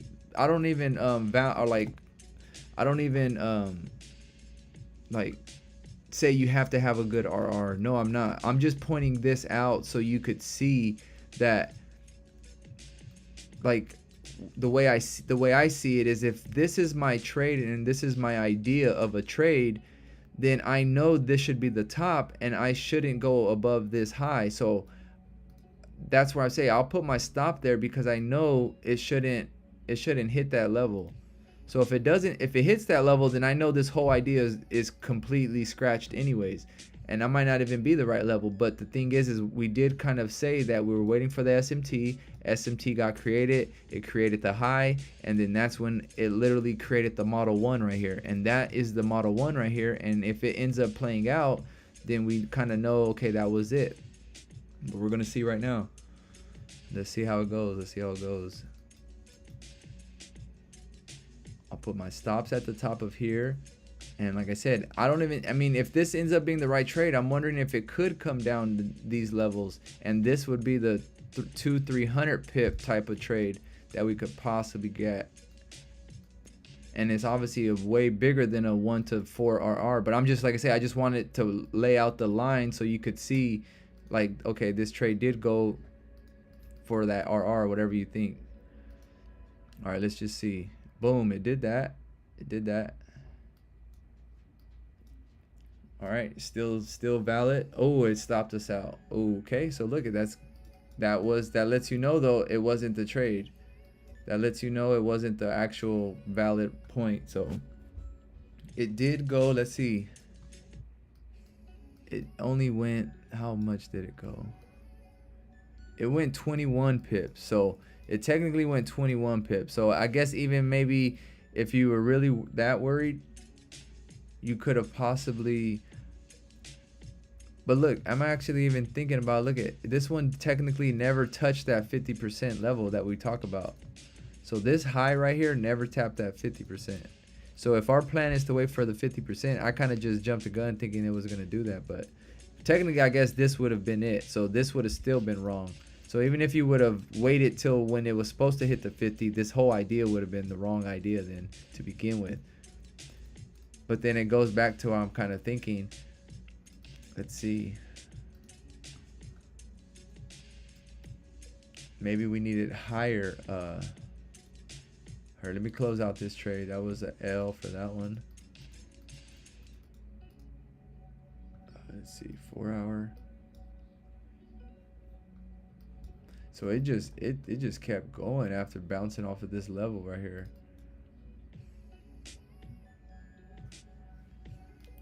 Damn, but look, it also targeted these highs over here, and I'm wondering now, could that be the liquidity pool? Like, kind of like we were just talking about this being the actual whole range right here.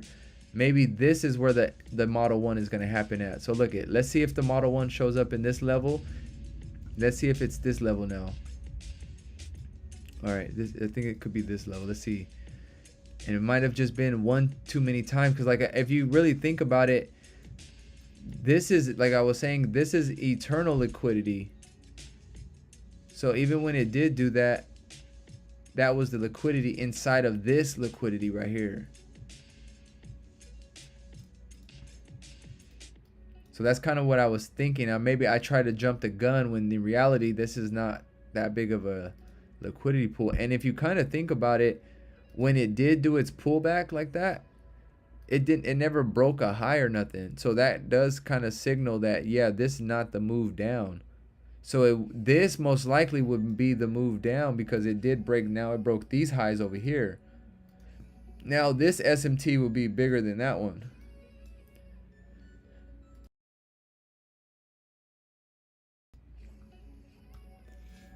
Appreciate it though, yeah. Make sure you guys hit that like and subscribe. Hit that like and subscribe. All right, let's see. Let's see now if this could be that possible idea that we were talking about. Let's see. It hits that level. Let's see something. It hits that level, boom, right here. This is what you're waiting for. So now what we want is a close above and then a close back in the range. Oh wait, my bad. That was the wrong candle. That was the wrong one, my bad. I deleted the wrong one. Alright, so we have that one, boom. Let's see.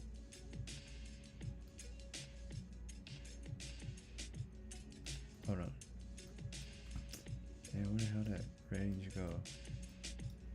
It's this one right here. So boom, that's the range right there.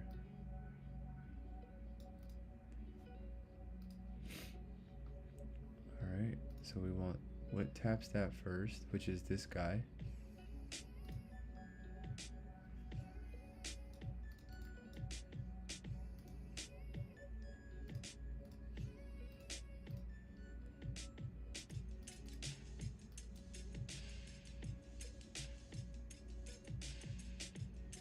Boom.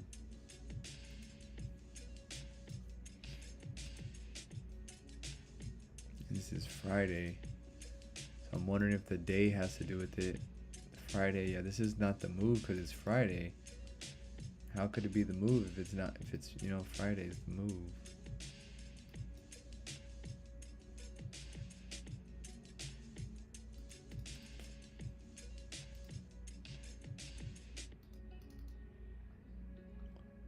So it'll be the 15. So let's see, where did the 15 get smacked? Okay, there. Then we, no.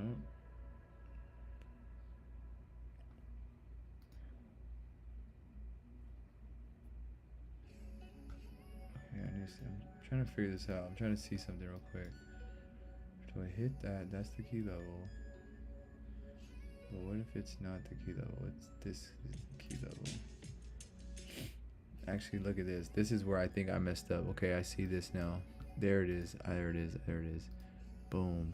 There it is. Boom. That's where I did wrong. And look. Watch.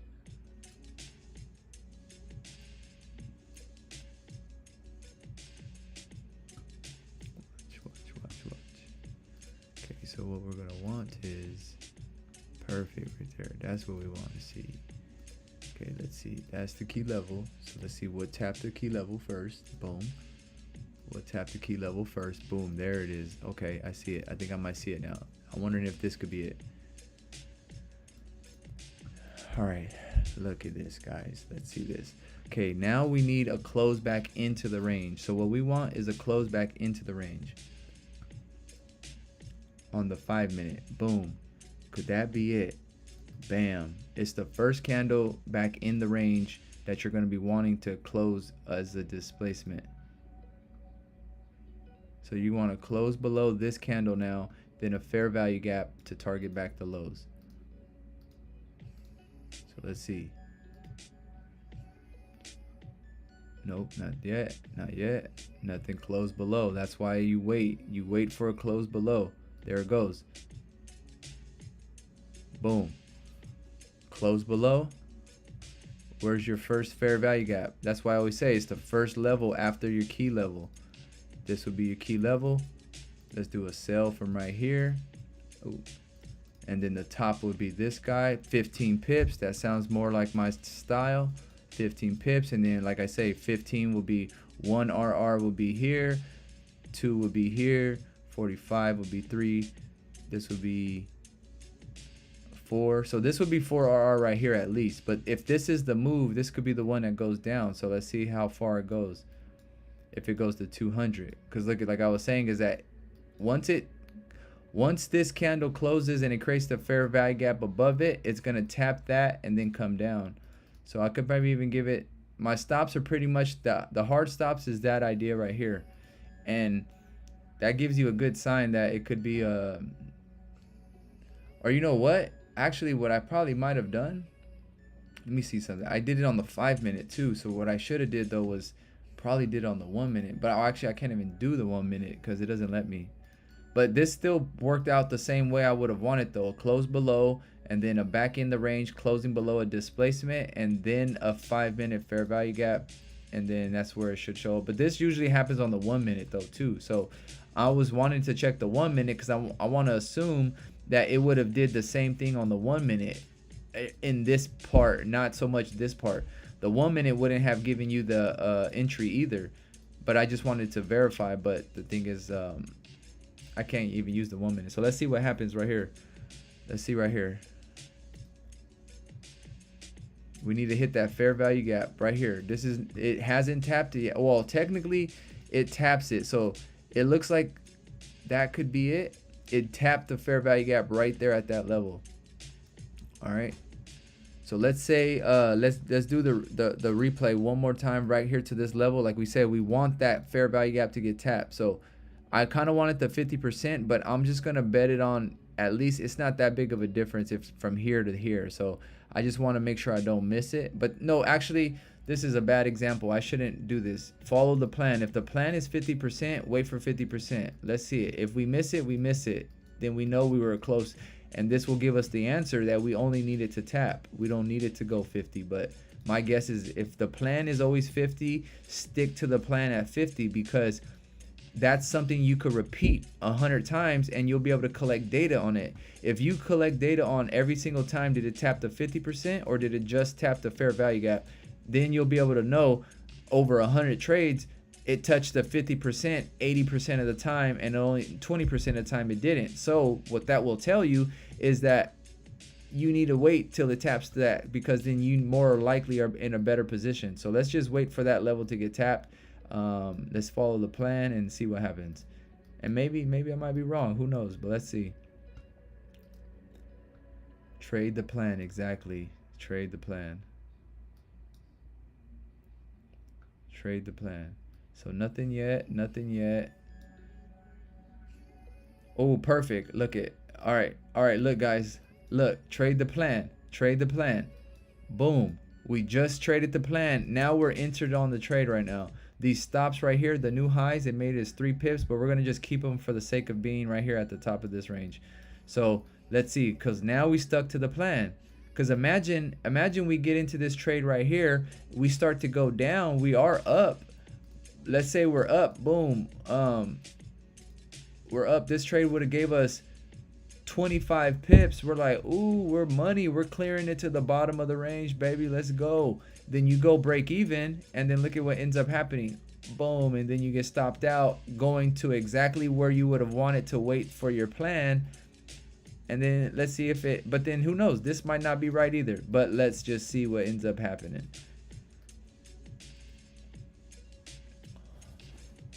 Oh, that thing jumped. Look at that. Boom. All right guys, I think we found it on that one. We found it. So look, this is a previous level right here. That's where you're gonna get a reaction at. So that's where you, like I said, you would want to trim it at certain levels. Like this level right here, you would want to trim it probably at these levels, because you know, all right, now it's the right level. If this was the correct one, you should go break even once you clear this level and you create a support below it like that. That gives you the level. That could be your TP1. Let's just see how far that TP1 is, just for the sake of it. Is this low over here is 30 pips. That's plenty of enough to know that you secured a dub. You take your, let's say you have 2 positions, like you do a 0.2 for it, make it easy, a 0.2 lot. You close a 0.1 lot. and now you have a 0.1 lot still running in case it does run. So no matter what, you've already closed, or like, it's just the idea of closing half. That's how Wix does it. He does 2 5s, and if he wants to close half, he closes just 5. But it's because he has 2 positions and he's able to close out 5 instantly instead of having to type it in and do that. So that's why I'm just saying is, if you were able to close half, at least at this level, you're risk free, and then the rest of your position is going to run till full TP if this ends up being the trade. But if not, then like I say, at least you secured your win already. And then even as it starts to come down to more levels, if you have a big enough position, you could start trimming at different levels, and then like I say, your full TP could be right at the bottom. So let's say you have 4 contracts. Like, let's say you're on futures and you're trading 4 contracts. This will be your first contract close. You go break even. So no matter what, it's a risk-free trade. You've already secured 1 contract at 30 pips. Now you got 3 contracts to still run. So you close that one, boom. Now you hit these lows. Now you have a second contract that you close. And then we'll see if we could get down to these 3rd and 4th levels, and these will be where you could possibly keep closing the rest of your positions. And like I said, at this point, you're either already break even and you closed in profit. So now no matter what, it should just be a win, even if anything. So you should almost be able to close your phone. I mean, look, it almost might have taken us out. It might take us out. But the idea, though, is that you should, if you're in the correct position, if you close your phone, it should hit all of your TPs exactly where you wanted it to. But yeah, we'll see right now if it makes it all the way to the bottom. But trade the plan. That was a good trade the plan, though. That was definitely a good trade the plan. That's why you follow the plan.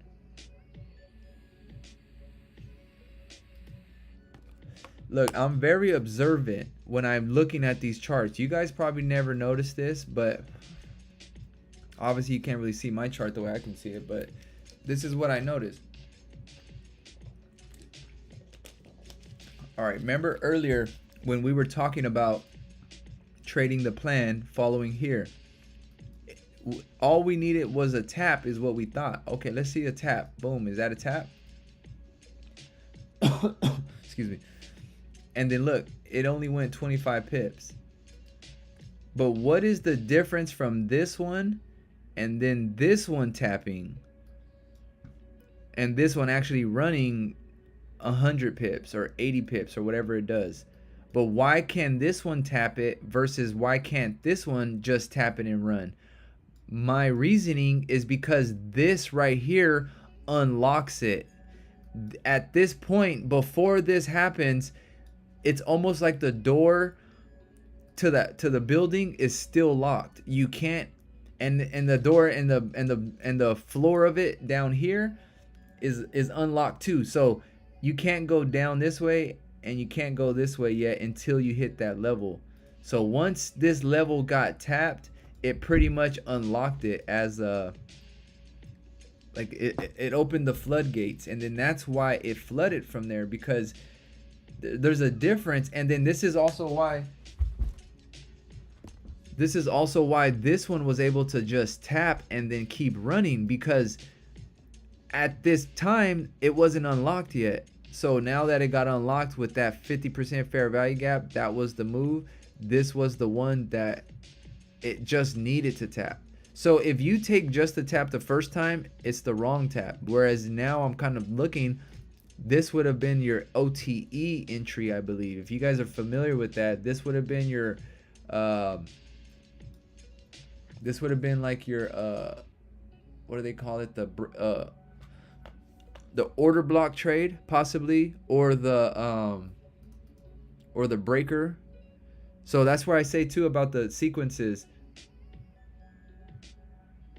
Exact. Backtesting only works if you assume the plan was traded. Exactly, Fred. Hey, that's a good explanation of putting it that way. That definitely lets me see it in a better way, because why would I want to take that trade? And that's where I say you can't repeat this. I mean, I guess you can, but you will be repeating the wrong thing. Even if you would have kept your stops, like even if you keep your stops at this point, That is the valid, it's still a valid trade.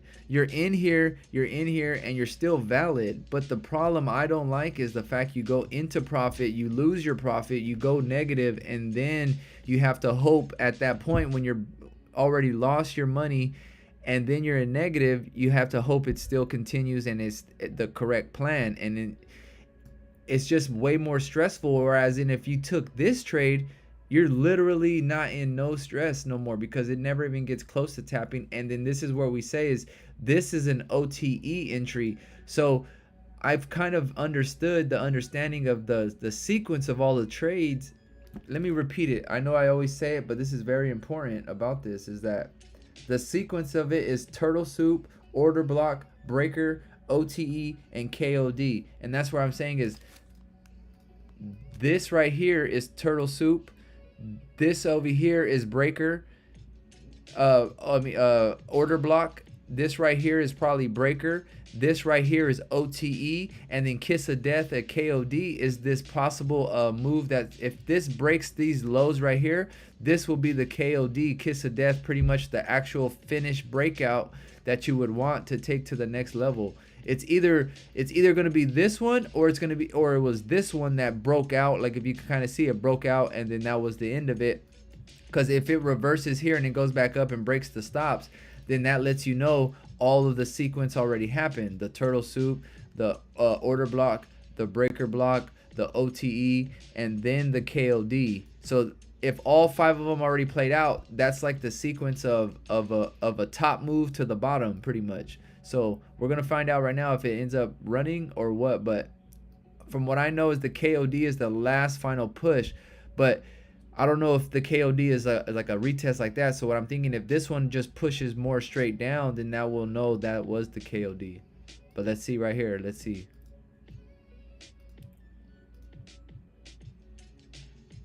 All right, we have to break these lows. So let's say I would take another sell from right here.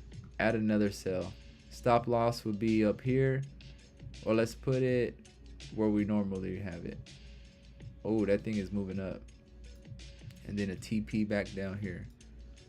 Let's see how that goes. Yeah. So look at, okay, where I took the sell at, I took the sell from here. I took it thinking, okay, we broke those highs, we should just come down from there. But I mean, it ended up breaking. Those were the highs that broke it. So this was the high once. So this is now, it makes sense why what I did. I jumped the gun too soon. I thought I triggered this like this as one top. That was the 2 tops, but no, that wasn't the top. How it works is, I'm kind of realizing it right now, is if that is the range, it needs to break the range 2 times. So it needs to go once, and then that becomes the new range, and then that gets broken. That's the second time, and that's when the new bottom, because it's always in 2s. Like it's the second range. You're gonna have one range here, and then you're gonna have another range here. It goes one range, and then this is the second range right here. And it got rejected there. So it's like, you'll see it's always like a pattern like that. But yeah, let's see if it plays out. Let's see if it plays out.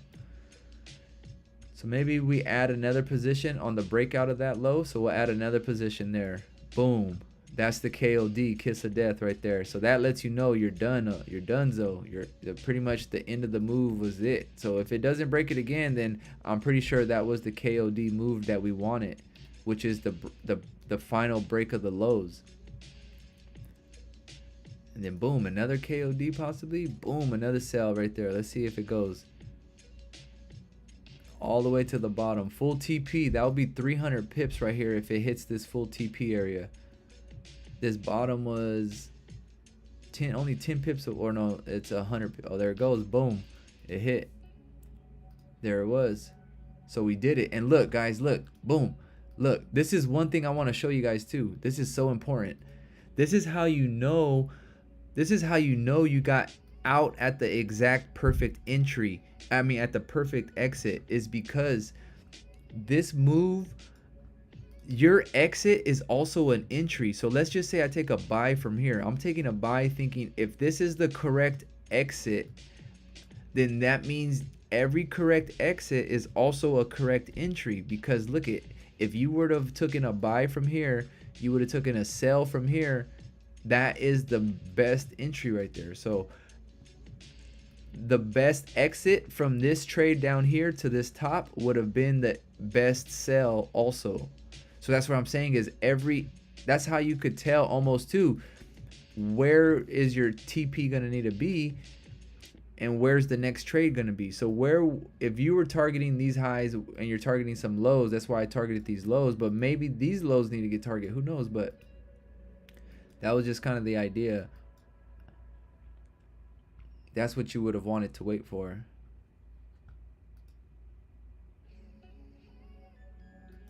And you know what? And that's where I'm saying this move right here, you know what's crazy about this?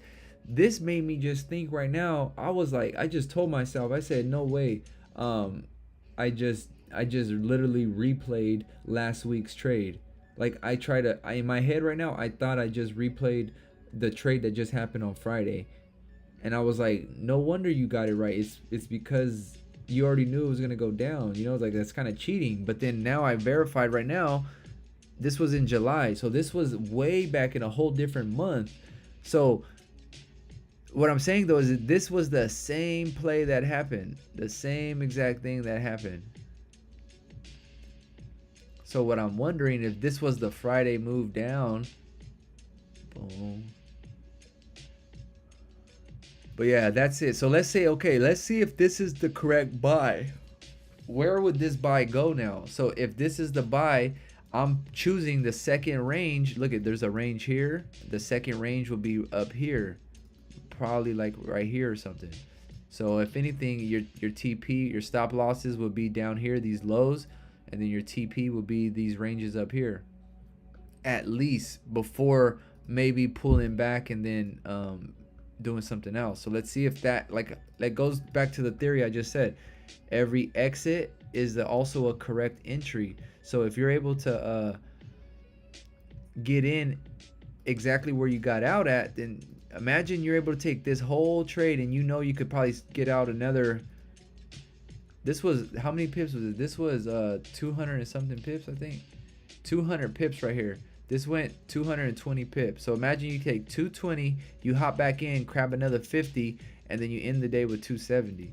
But let's see what happens. Let's see what happens. Or you know, wait. What do we always say? It needs a double purge, right? So I'm wondering, does this count as a double purge? I don't think so. So what I'm thinking, it's already up 20 pips right now. So I mean, but I don't know. I think it might need to break a low because it needs to make a double bottom. So if anything, okay, look, we'll close in profit. Boom. We think that's what it's going to happen. It's going to go to the top, then make a new low. So it's going to break this low, and then it's going to make a new low, and then that's where we'll probably want to take the buy at. And let's see. Let's just see. Okay, perfect. We got out exactly where we would have wanted to. If now it broke those highs, now that would be, look at it, broke these highs with that one. Now that one got broken by this one, so that's a double purge. So I'm thinking that would be, let's say it's just a sell. Boom, let's see a sell. Could we go down? Double purge.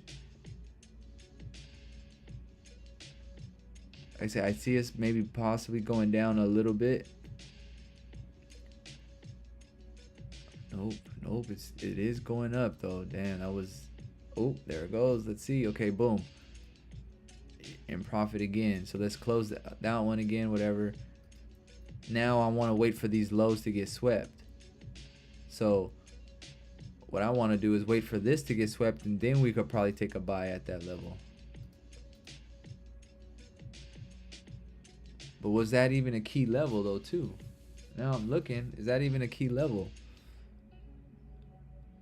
Nope, it's just right into that fair value gap. So yeah, most likely it's gonna need to break that low, and it's all the way down there. So one, it's two levels. Okay, the two levels would be this. Boom, boom. The first fair value gap is that. Yeah, the first fair value gap is that. That's why we bounced off of that. So this is where we're gonna have the key level at. Okay, so look, our next trade is possibly gonna be at these levels right here, which is gonna be the same model one. Everything is gonna do the exact same. Pretty much the exact same. All right, let's see now. All right, let's see how we go back down to these levels. All right, we need to come down to those levels. Oh, broke the highs. It never broke those lows though. Okay, here we go. Boom. Let's see. 5 minute. Oh, that was technically not the key level then, because that was the low of that level, right? That's the key level. So it ends up becoming the first fair value gap order block area before that. So it would probably be this guy then. Nope, that's too low. Damn, so it would be the range. Okay. Okay, I think I see it. This one, it would be this one then. Boom will be that one. Boom will be that one. So this would be the key level. We're gonna wait for this to get tapped, and if that gets tapped, then we're gonna, oh damn, I guess not. That was crazy. That went crazy down, but that did target these NFP lows. I bet you that's some kind of news. That's on a Friday. That's gonna target these news things. So let's see if that could be the low that we sweep. And that makes sense though. Look at though. Imagine we would have stayed in that trade. That would have been the trade that we caught for. We would have caught 420 pips.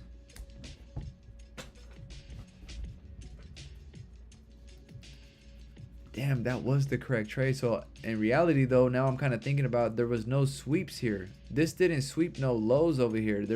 How is that even the key level? That's why I always say too, every trade should be at a key level, like either some kind of, it just needs to be at a key level. This is a key level, a low. So that's where I'm thinking. So maybe now it makes sense. This is the whole range right here. These were the news lows, because that looks like a news candle. So we're probably going to sweep those lows and then target the previous low below that. Let's see. That would be the low. And then we're going to target the first one, which will probably be this guy and that one. Okay, boom. That's looking more like it. Ooh, perfect. Let's see that. Okay, so that will be the key level that we're going to be looking for a tap, and then the whole Model 1 idea around those areas. Alrighty then, let's see. So maybe that'll be the key level. Let's see. Boom. Yep, it's looking like it's forming. Because look at this.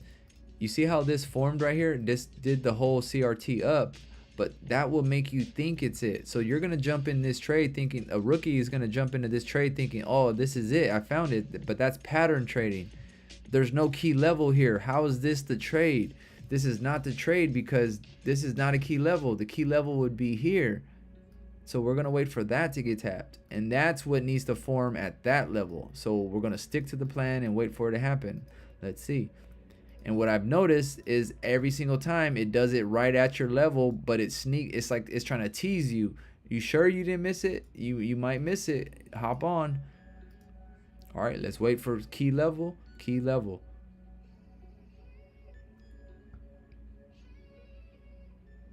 You thinking you missed it? You thinking you missed it? You take a buy right now. Take a buy. Boom. What happens? Isn't that crazy? Exactly when you would want to take a buy. Boom, right now it doesn't do it. Why is it teasing you? Why is it ranging? We know it's all that. Why didn't it break out? Because that move is not at a key level. How is anything gonna move if it's not a key level?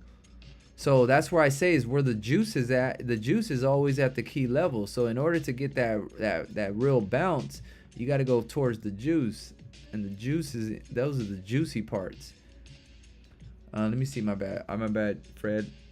Bitcoin, Coinbase on TradingView never stops trading. So even if you aren't a BTC trader, it's great for paper trading over the weekend. Gives you a live chart to test your skills. Oh no, that's true. That's true, Fred, for sure.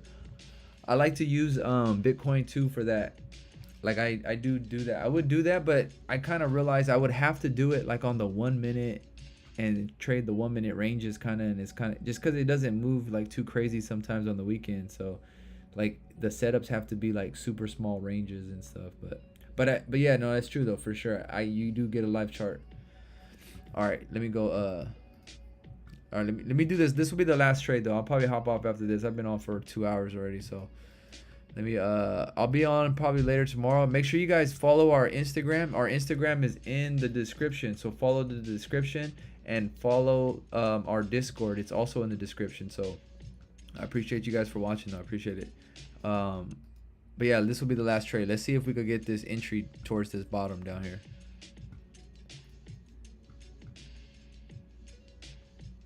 That's where I want to see it. Somewhere over here.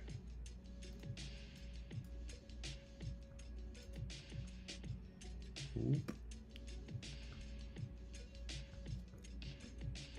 All right, let's speed it up a little bit.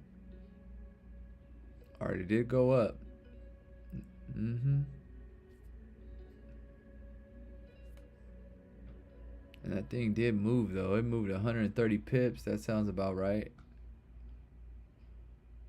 Damn, it went back. That was a nice little move, but I don't see that being a key level. It did break these lows though. I mean, you could kind of say that too though. It did break these lows.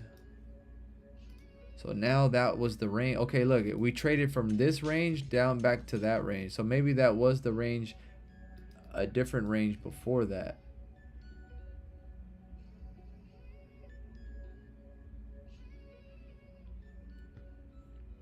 Yeah, that looks like it. All right, anyways, let's see. I wonder if that could be the a sell from those levels back into these levels.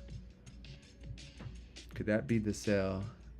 Yeah, at least with back, you can control the speed. Good point. Yeah. All right, so let's see how this goes right here. All right, we're getting towards those levels. We did tap that order block and we did bounce off it. All right, boom. We're coming. Oh no. Let's see. Okay, we're coming towards it. Let's see. Boom. We're getting close. Let's speed it back to normal again. Speed it back to normal. Let's get it. We're gonna wait for a wick, and then we're gonna wait for the Model 1 to show up after that. Dang, that thing almost did it again.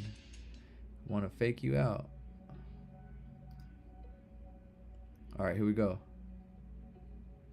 Here we go. Let's see. Oh, we're getting closer. We're getting closer. Damn, this thing was ranging a lot though. Damn. I mean, it's not that. It's a big ass range, but it's 200 pips. But damn. And it did the same thing. It's like it never swept the low, but it did move up. But this is what kind of tells me why this is going to be the move down. Okay, boom, right there. Okay, let's see if this could be the buy side liquidity or sell side liquidity right here. So let's see if that level needs to be tapped. And then that's when we could possibly maybe get into something up here. Let's see how this goes. Can we tap that area? I want that top line to get tapped. I just need it to get wicked. Come on, just wick up there and we'll find out if that's the level. Uh-oh. Uh-oh. All right, it tapped.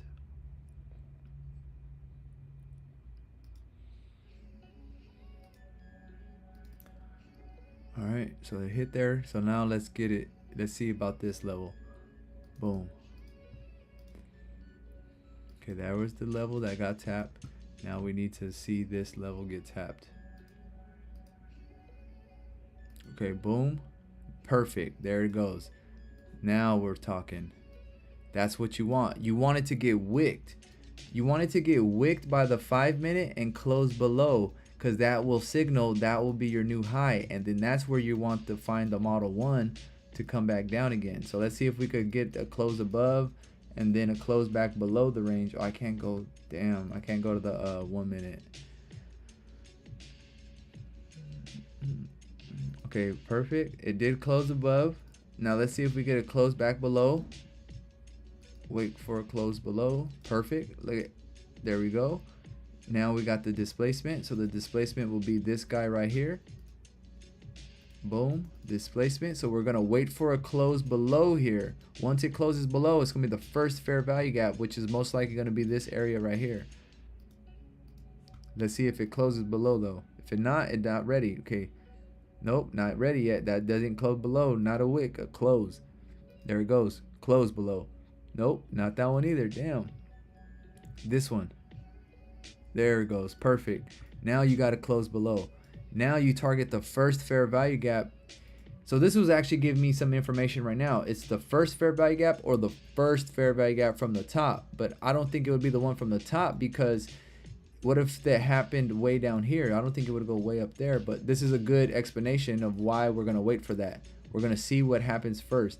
There's either going to be an option here or option here. So we're going to see there's going to be two entries. We're going to have two entries, a pineapple entry and a regular one, but we're going to see right now which one is the valid one. Okay, so I'll remove this one. So there's going to be an entry here if it goes up and an entry here once it taps. Yo, Captain. Yo, spam. Oh, my bad. Damn, Captain. I didn't even realize that. My fault. Let me get you, brother. Yes, man.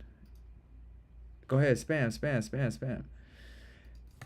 Cappy. My bad. I don't even know why I don't have you guys as mods. My bad, bro. I be forgetting I'm on this end of the stream. I'm usually with you guys. All right, Spaceman, you're a mod. Fred, you're a mod. Appreciate you guys for tuning in and rocking with me and stuff. Appreciate it. Yes, sir. There he is, Cap. Yep. My bad, Ethan. You're a mod too. Let me put you a mod. Pretty much a mod. Raj is a mod. Spaceman's a mod. Every Farzo's a mod. Jimmy. Respect on a Saturday. You know how we get, Jimmy. Okay, yes, let's go.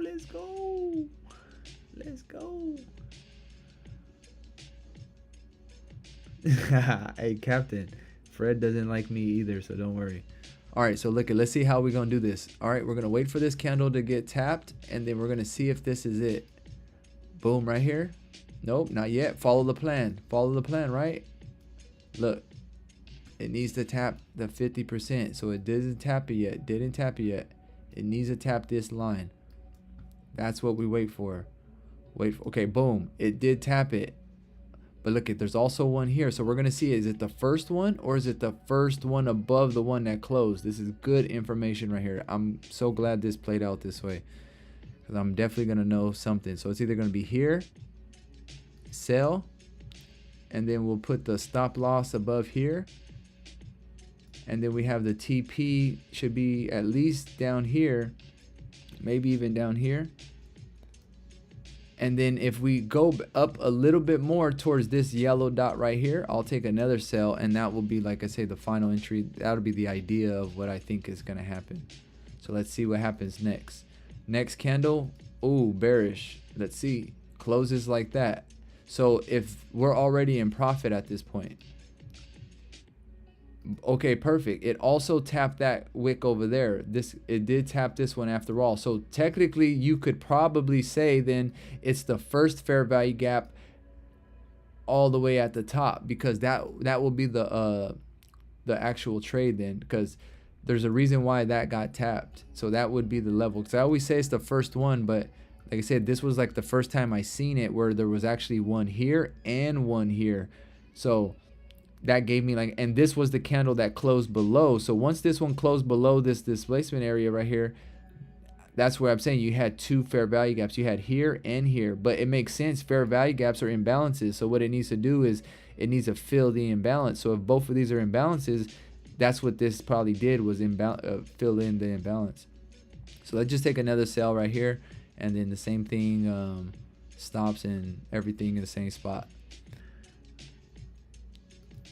All right, and then let's see. Boom.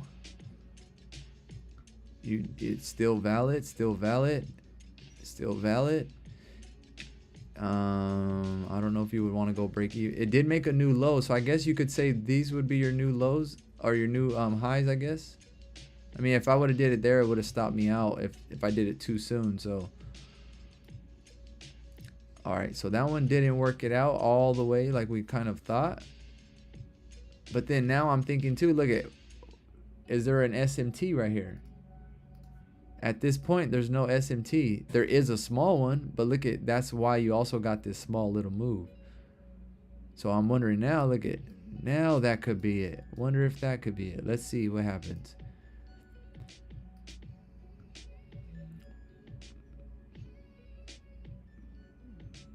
Okay, here it comes. This will be the level, I think. Ooh, it's still pumping up. Still going. Yeah, I'll just say that's a L for that one. Oh no, say that's an L. TP would be here. There it goes. Yeah, that wasn't it. That wasn't a good one. It did do the model though. It did, everything did do the model, but that's where I say is that maybe that might be a thing. What you got to do is maybe got to go break even a little sooner, or this one just wasn't the move actually that I thought it was either. Because look at, there is also a high up here. There's a high up here. So look at where I'm taking this trade at. Look at where I took it at. Zooming out, it makes so much sense. Look at, I zoomed out right here. What key level is this really breaking right here? It did break this key level right here, but that's not that like big of a key level. And if, when you want to think about it, that was the key level we broke, right? But look at how we closed. We closed as supporting that key level as support now. And that would explain why we probably went up. Because if that was the key level we were breaking, we should have also been closing back inside of that range. And this would have been the range we were targeting like I thought. But that explains why that makes sense. That makes sense. Like I said, I was kind of fascinated about the smaller time frame. On a smaller time frame, it did, like I said, it did do a little move down. But even if these candles right here, like we say, candles are ranges, this is the range that we literally just traded in. We went from the top and down to the bottom, or we went from the bottom down to the top in this case. So all right, but yeah, let's see this right now. This would be a key level. This one worked out valid. This one was very, very nice. This one wasn't as good. I mean, I did kind of think this was going to be a buy or wherever we thought, somewhere down here, but let's see what happens right here. I'm thinking maybe now this will be the top of the range that we're looking for. Let me remove all these. These are all invalid, valid, invalid, invalid, invalid, invalid, invalid. All right, so that's still good. We'll remove this one, and then we'll put it here now. So look, there's a high here. Perfect. That looks like it just tapped the high. So maybe this is the high of this whole range right here, because this is the range we might be in. So let's see what happens on the 15. Wait. That was the hourly area, so let's do the 15, the 5. Let's see if it does it here at this level.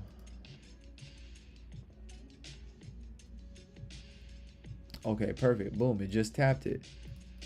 It just tapped that level. That's what we want. Then we want to close above this guy.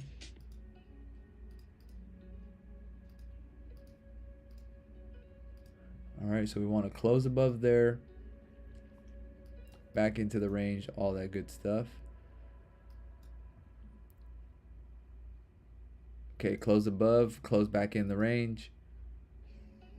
Now you want to close below this first red candle. It's the first, like I say, when you close above that candle, you want a green close and then a red close back in the range, and then the displacement comes the first candle before closing back in the range. So it's this candle right here. So what you wait for now is a close below, and then it's the first fair value gap like we talked about. But like I say, this only works at a key level. This is not just some random area that just like I just took over here. This is just some random little small area. This is a bigger range. All right, so look at the close below. Let's wait for a fair value gap. Where would the fair value gap be at? It would be right here. So let's see if this could be it. And then if we want to take a sell, it'll probably be from these areas right here. These stops will be your stops up here, 20 pips, not bad. First TP would be the wick fill here, and then obviously the runners will go if they run. But it's an hourly chart, so let's see how it goes. Okay, boom. You would have gotten in at that part right there. You would have gotten in at that candle right there at that level. You'll be in your trade. Stop loss will be the highs up here. Your take profit will, I mean, like I said, depending on how good of a trade you are and how you manage it is how you could close it. So let's just say we're going to target the bottom of this range.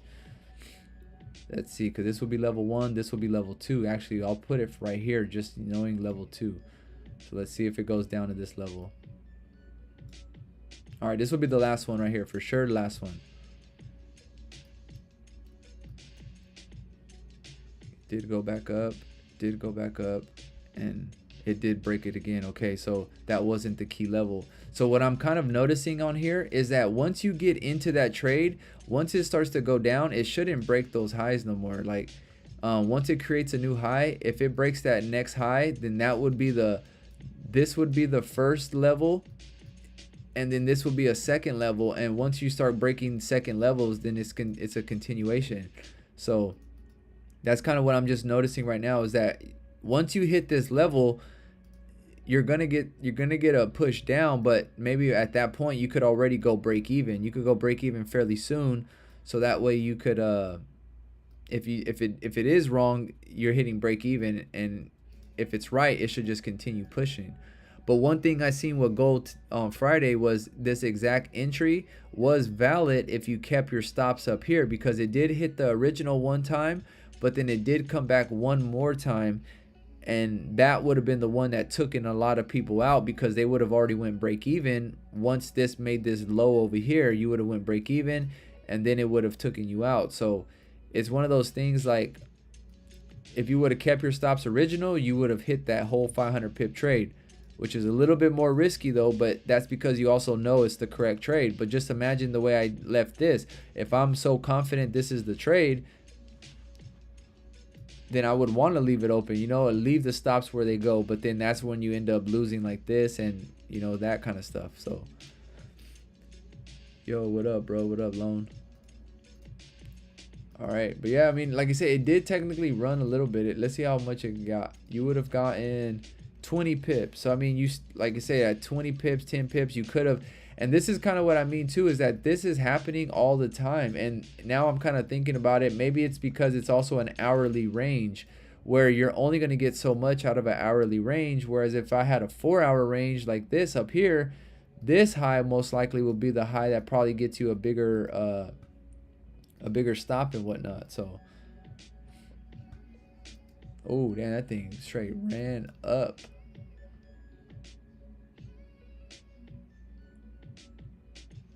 Damn. All right, let's see now. This made a high. Okay, look, this made a high. Boom. That's the one, right? Let's see what happens.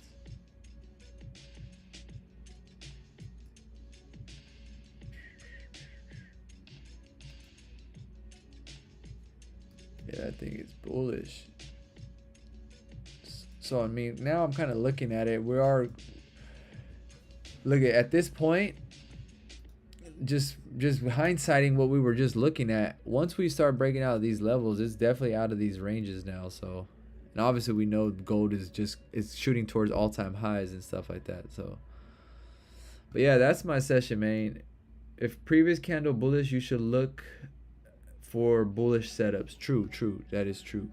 But it's also depending on like what type of setup you're trying to take, because like for instance, where we took that original sell at over here, let's say you took the sell on here, but the previous candle was bullish, you would have taken a buy. Or I mean, you know what I mean, even from here, this was signaling. This is why I say though, it's important about understanding the close below and the wick below and that stuff, because look, this green candle right here is the range, and that's the candle that you're above and below. But as you can tell, the previous candle, which was red, we closed above this previous candle. So what that says is, oh, a lot of times if you were to look at the chart like this, you would think, okay, it's bullish, right? Because it closed above that previous candle. That signals bullish. Yes, that's correct. That signals higher prices.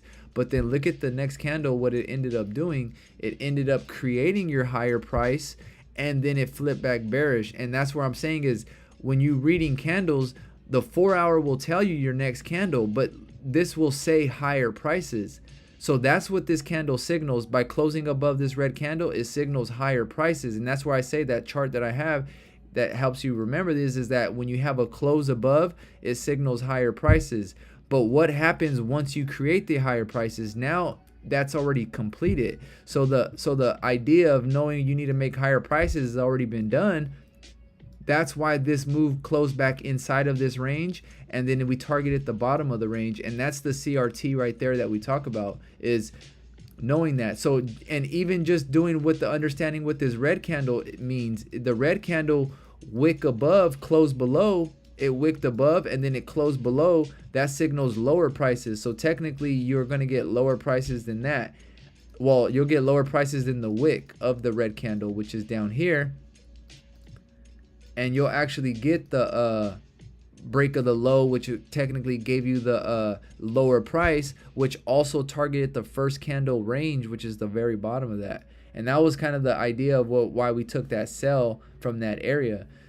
I mean, because that's what I'm saying is like what I was trying to do is I'm trying to take this sell to the bottom of the whole range in a sense, and I'm trying to take this buy all the way back up to the top of the range. So where I'm trying to figure out is how the pools of liquidity work. Whereas in, look at this low right here, never got broken, but this low did get broke and it ended up moving. So like I said, I'm trying to figure out the ideas of what liquidity is important. This is a big drop, so that is a lot of liquidity. So it breaking that alone does signal we could at least go back that way.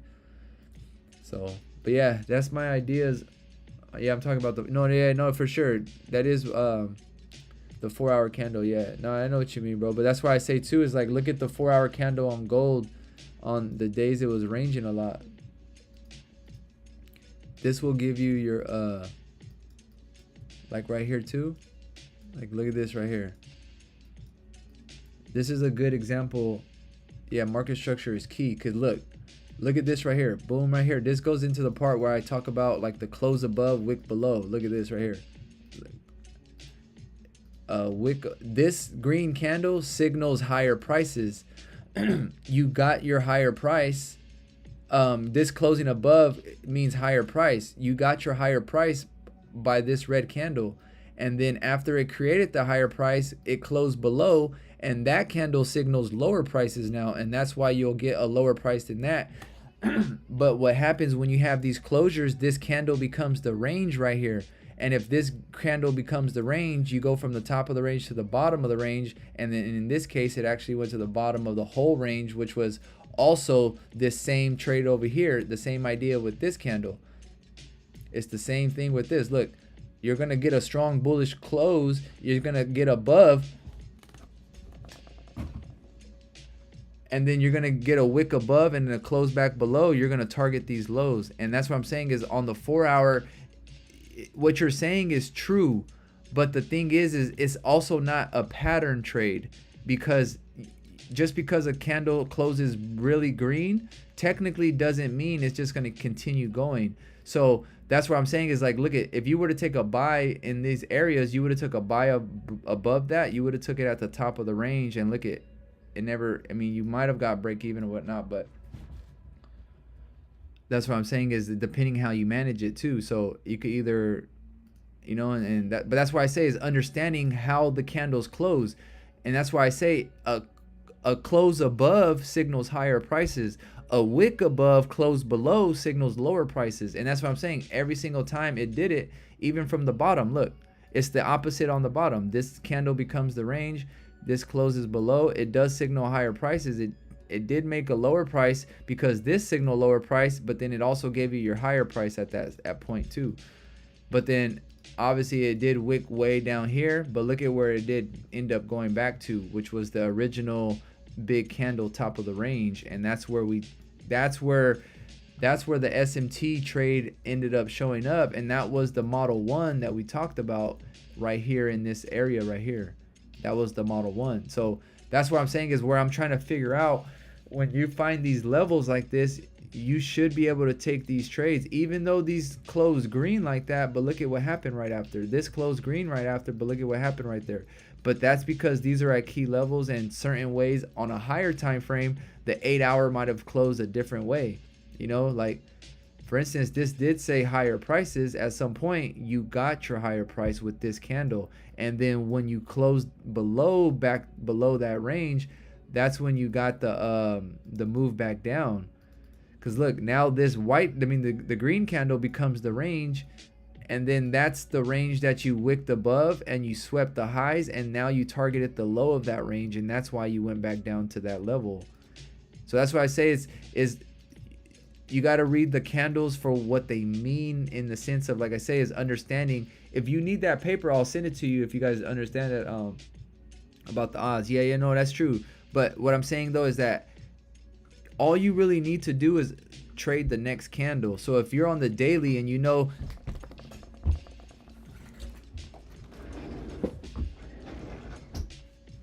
like I said, if you know, understand the daily has a wick below, then you know, okay, look at this wick below right here. Or let's say, for instance, this did it a bunch of times. This would have tricked you a lot of times, because this did do the wick below saying higher prices. It never did it. Wick below, higher prices. So this one would have kind of fooled you. But the idea though is that none of these are at key levels.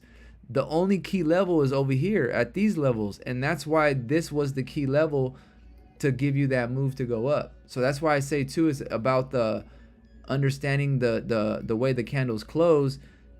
At some point this did say lower prices, because this candle closed below that, and this candle never got a lower price yet. So that's what I'm saying is, at some point this is going to be the range that we're going to be trading in, which is this candle here and then this candle here. So as you can see, we did go above it, came back into it, almost touched the bottom, came back, and now we're back in it. So what's going to probably happen is we target at the top of it, we need to target the bottom of it. But that's why I say too is it's good to like understand the wick below, close above. So like for instance, this would be the wick below, close above. For instance, this becomes the range right here, and then that's where I'm saying you target the bottom of it, you sweep the low, and that is where model 1 shows up at. The model 1 is right here in this little bottom wick. So that's how we're able to catch the bottoms of those moves all the way to the whole daily range. And this is the moves we want. We want to catch a whole daily range right here, because this is the move that's going to run from here to the top is 330 pips. So that's why I say too, you only could catch these trades like once a week though. So that's why I've understood every single time it's a top or bottom, it's usually, look, this is Wednesday, this is Thursday, this is Wednesday, and then this is Thursday. So it's like every Wednesday and Thursday you get a top and bottom and stuff. So knowing that Sunday you're not going to probably be able to get the whole move, Monday, Tuesday, Wednesday, then Thursday and Friday you'll probably start getting the moves or something like that. So yeah, that's what I'm kind of thinking could possibly be going on.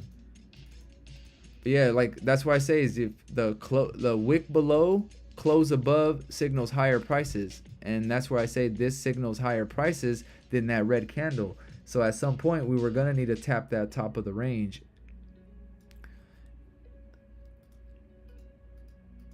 Yeah, and like I said, it just does it all day, every day. It's like that all day. So that's why too, a lot of times you could get confused. You could get trapped at the top of a range because it looks bullish, but in reality, it's just the bottom of the range, you know? Kind of like this too. Look at this guy right here. This was a low, and then this was the high of it. Boom. We technically never tapped that top. We almost did, but then we came here and tapped these bottoms, and then that's when we broke out of it. Kind of the same thing is what I've seen lately. But yeah, true, closures above all. Yeah, that's true. Yeah, true. But yeah, all right guys, I gotta get off, I gotta get going. I appreciate you guys for watching though. Hopefully, you know, we're able to share a little bit of information and maybe learn a little something. But I'll probably be on tomorrow. Tomorrow is Asian session, so I'm gonna see if I can get on tomorrow. If I don't do an Asian session, I'll probably do like pre-London or something. But like we say, it is Sunday, so we probably won't take any trades. We'll probably just watch some price action and just try to figure out what's gonna happen in the next week or so. But yeah, man, I appreciate you guys for watching though. I appreciate it for sticking with me, guys. And yeah, I'll try to be on tomorrow. If you have any questions, message me on Instagram and we'll talk. So I'll see you guys later, man. Peace out.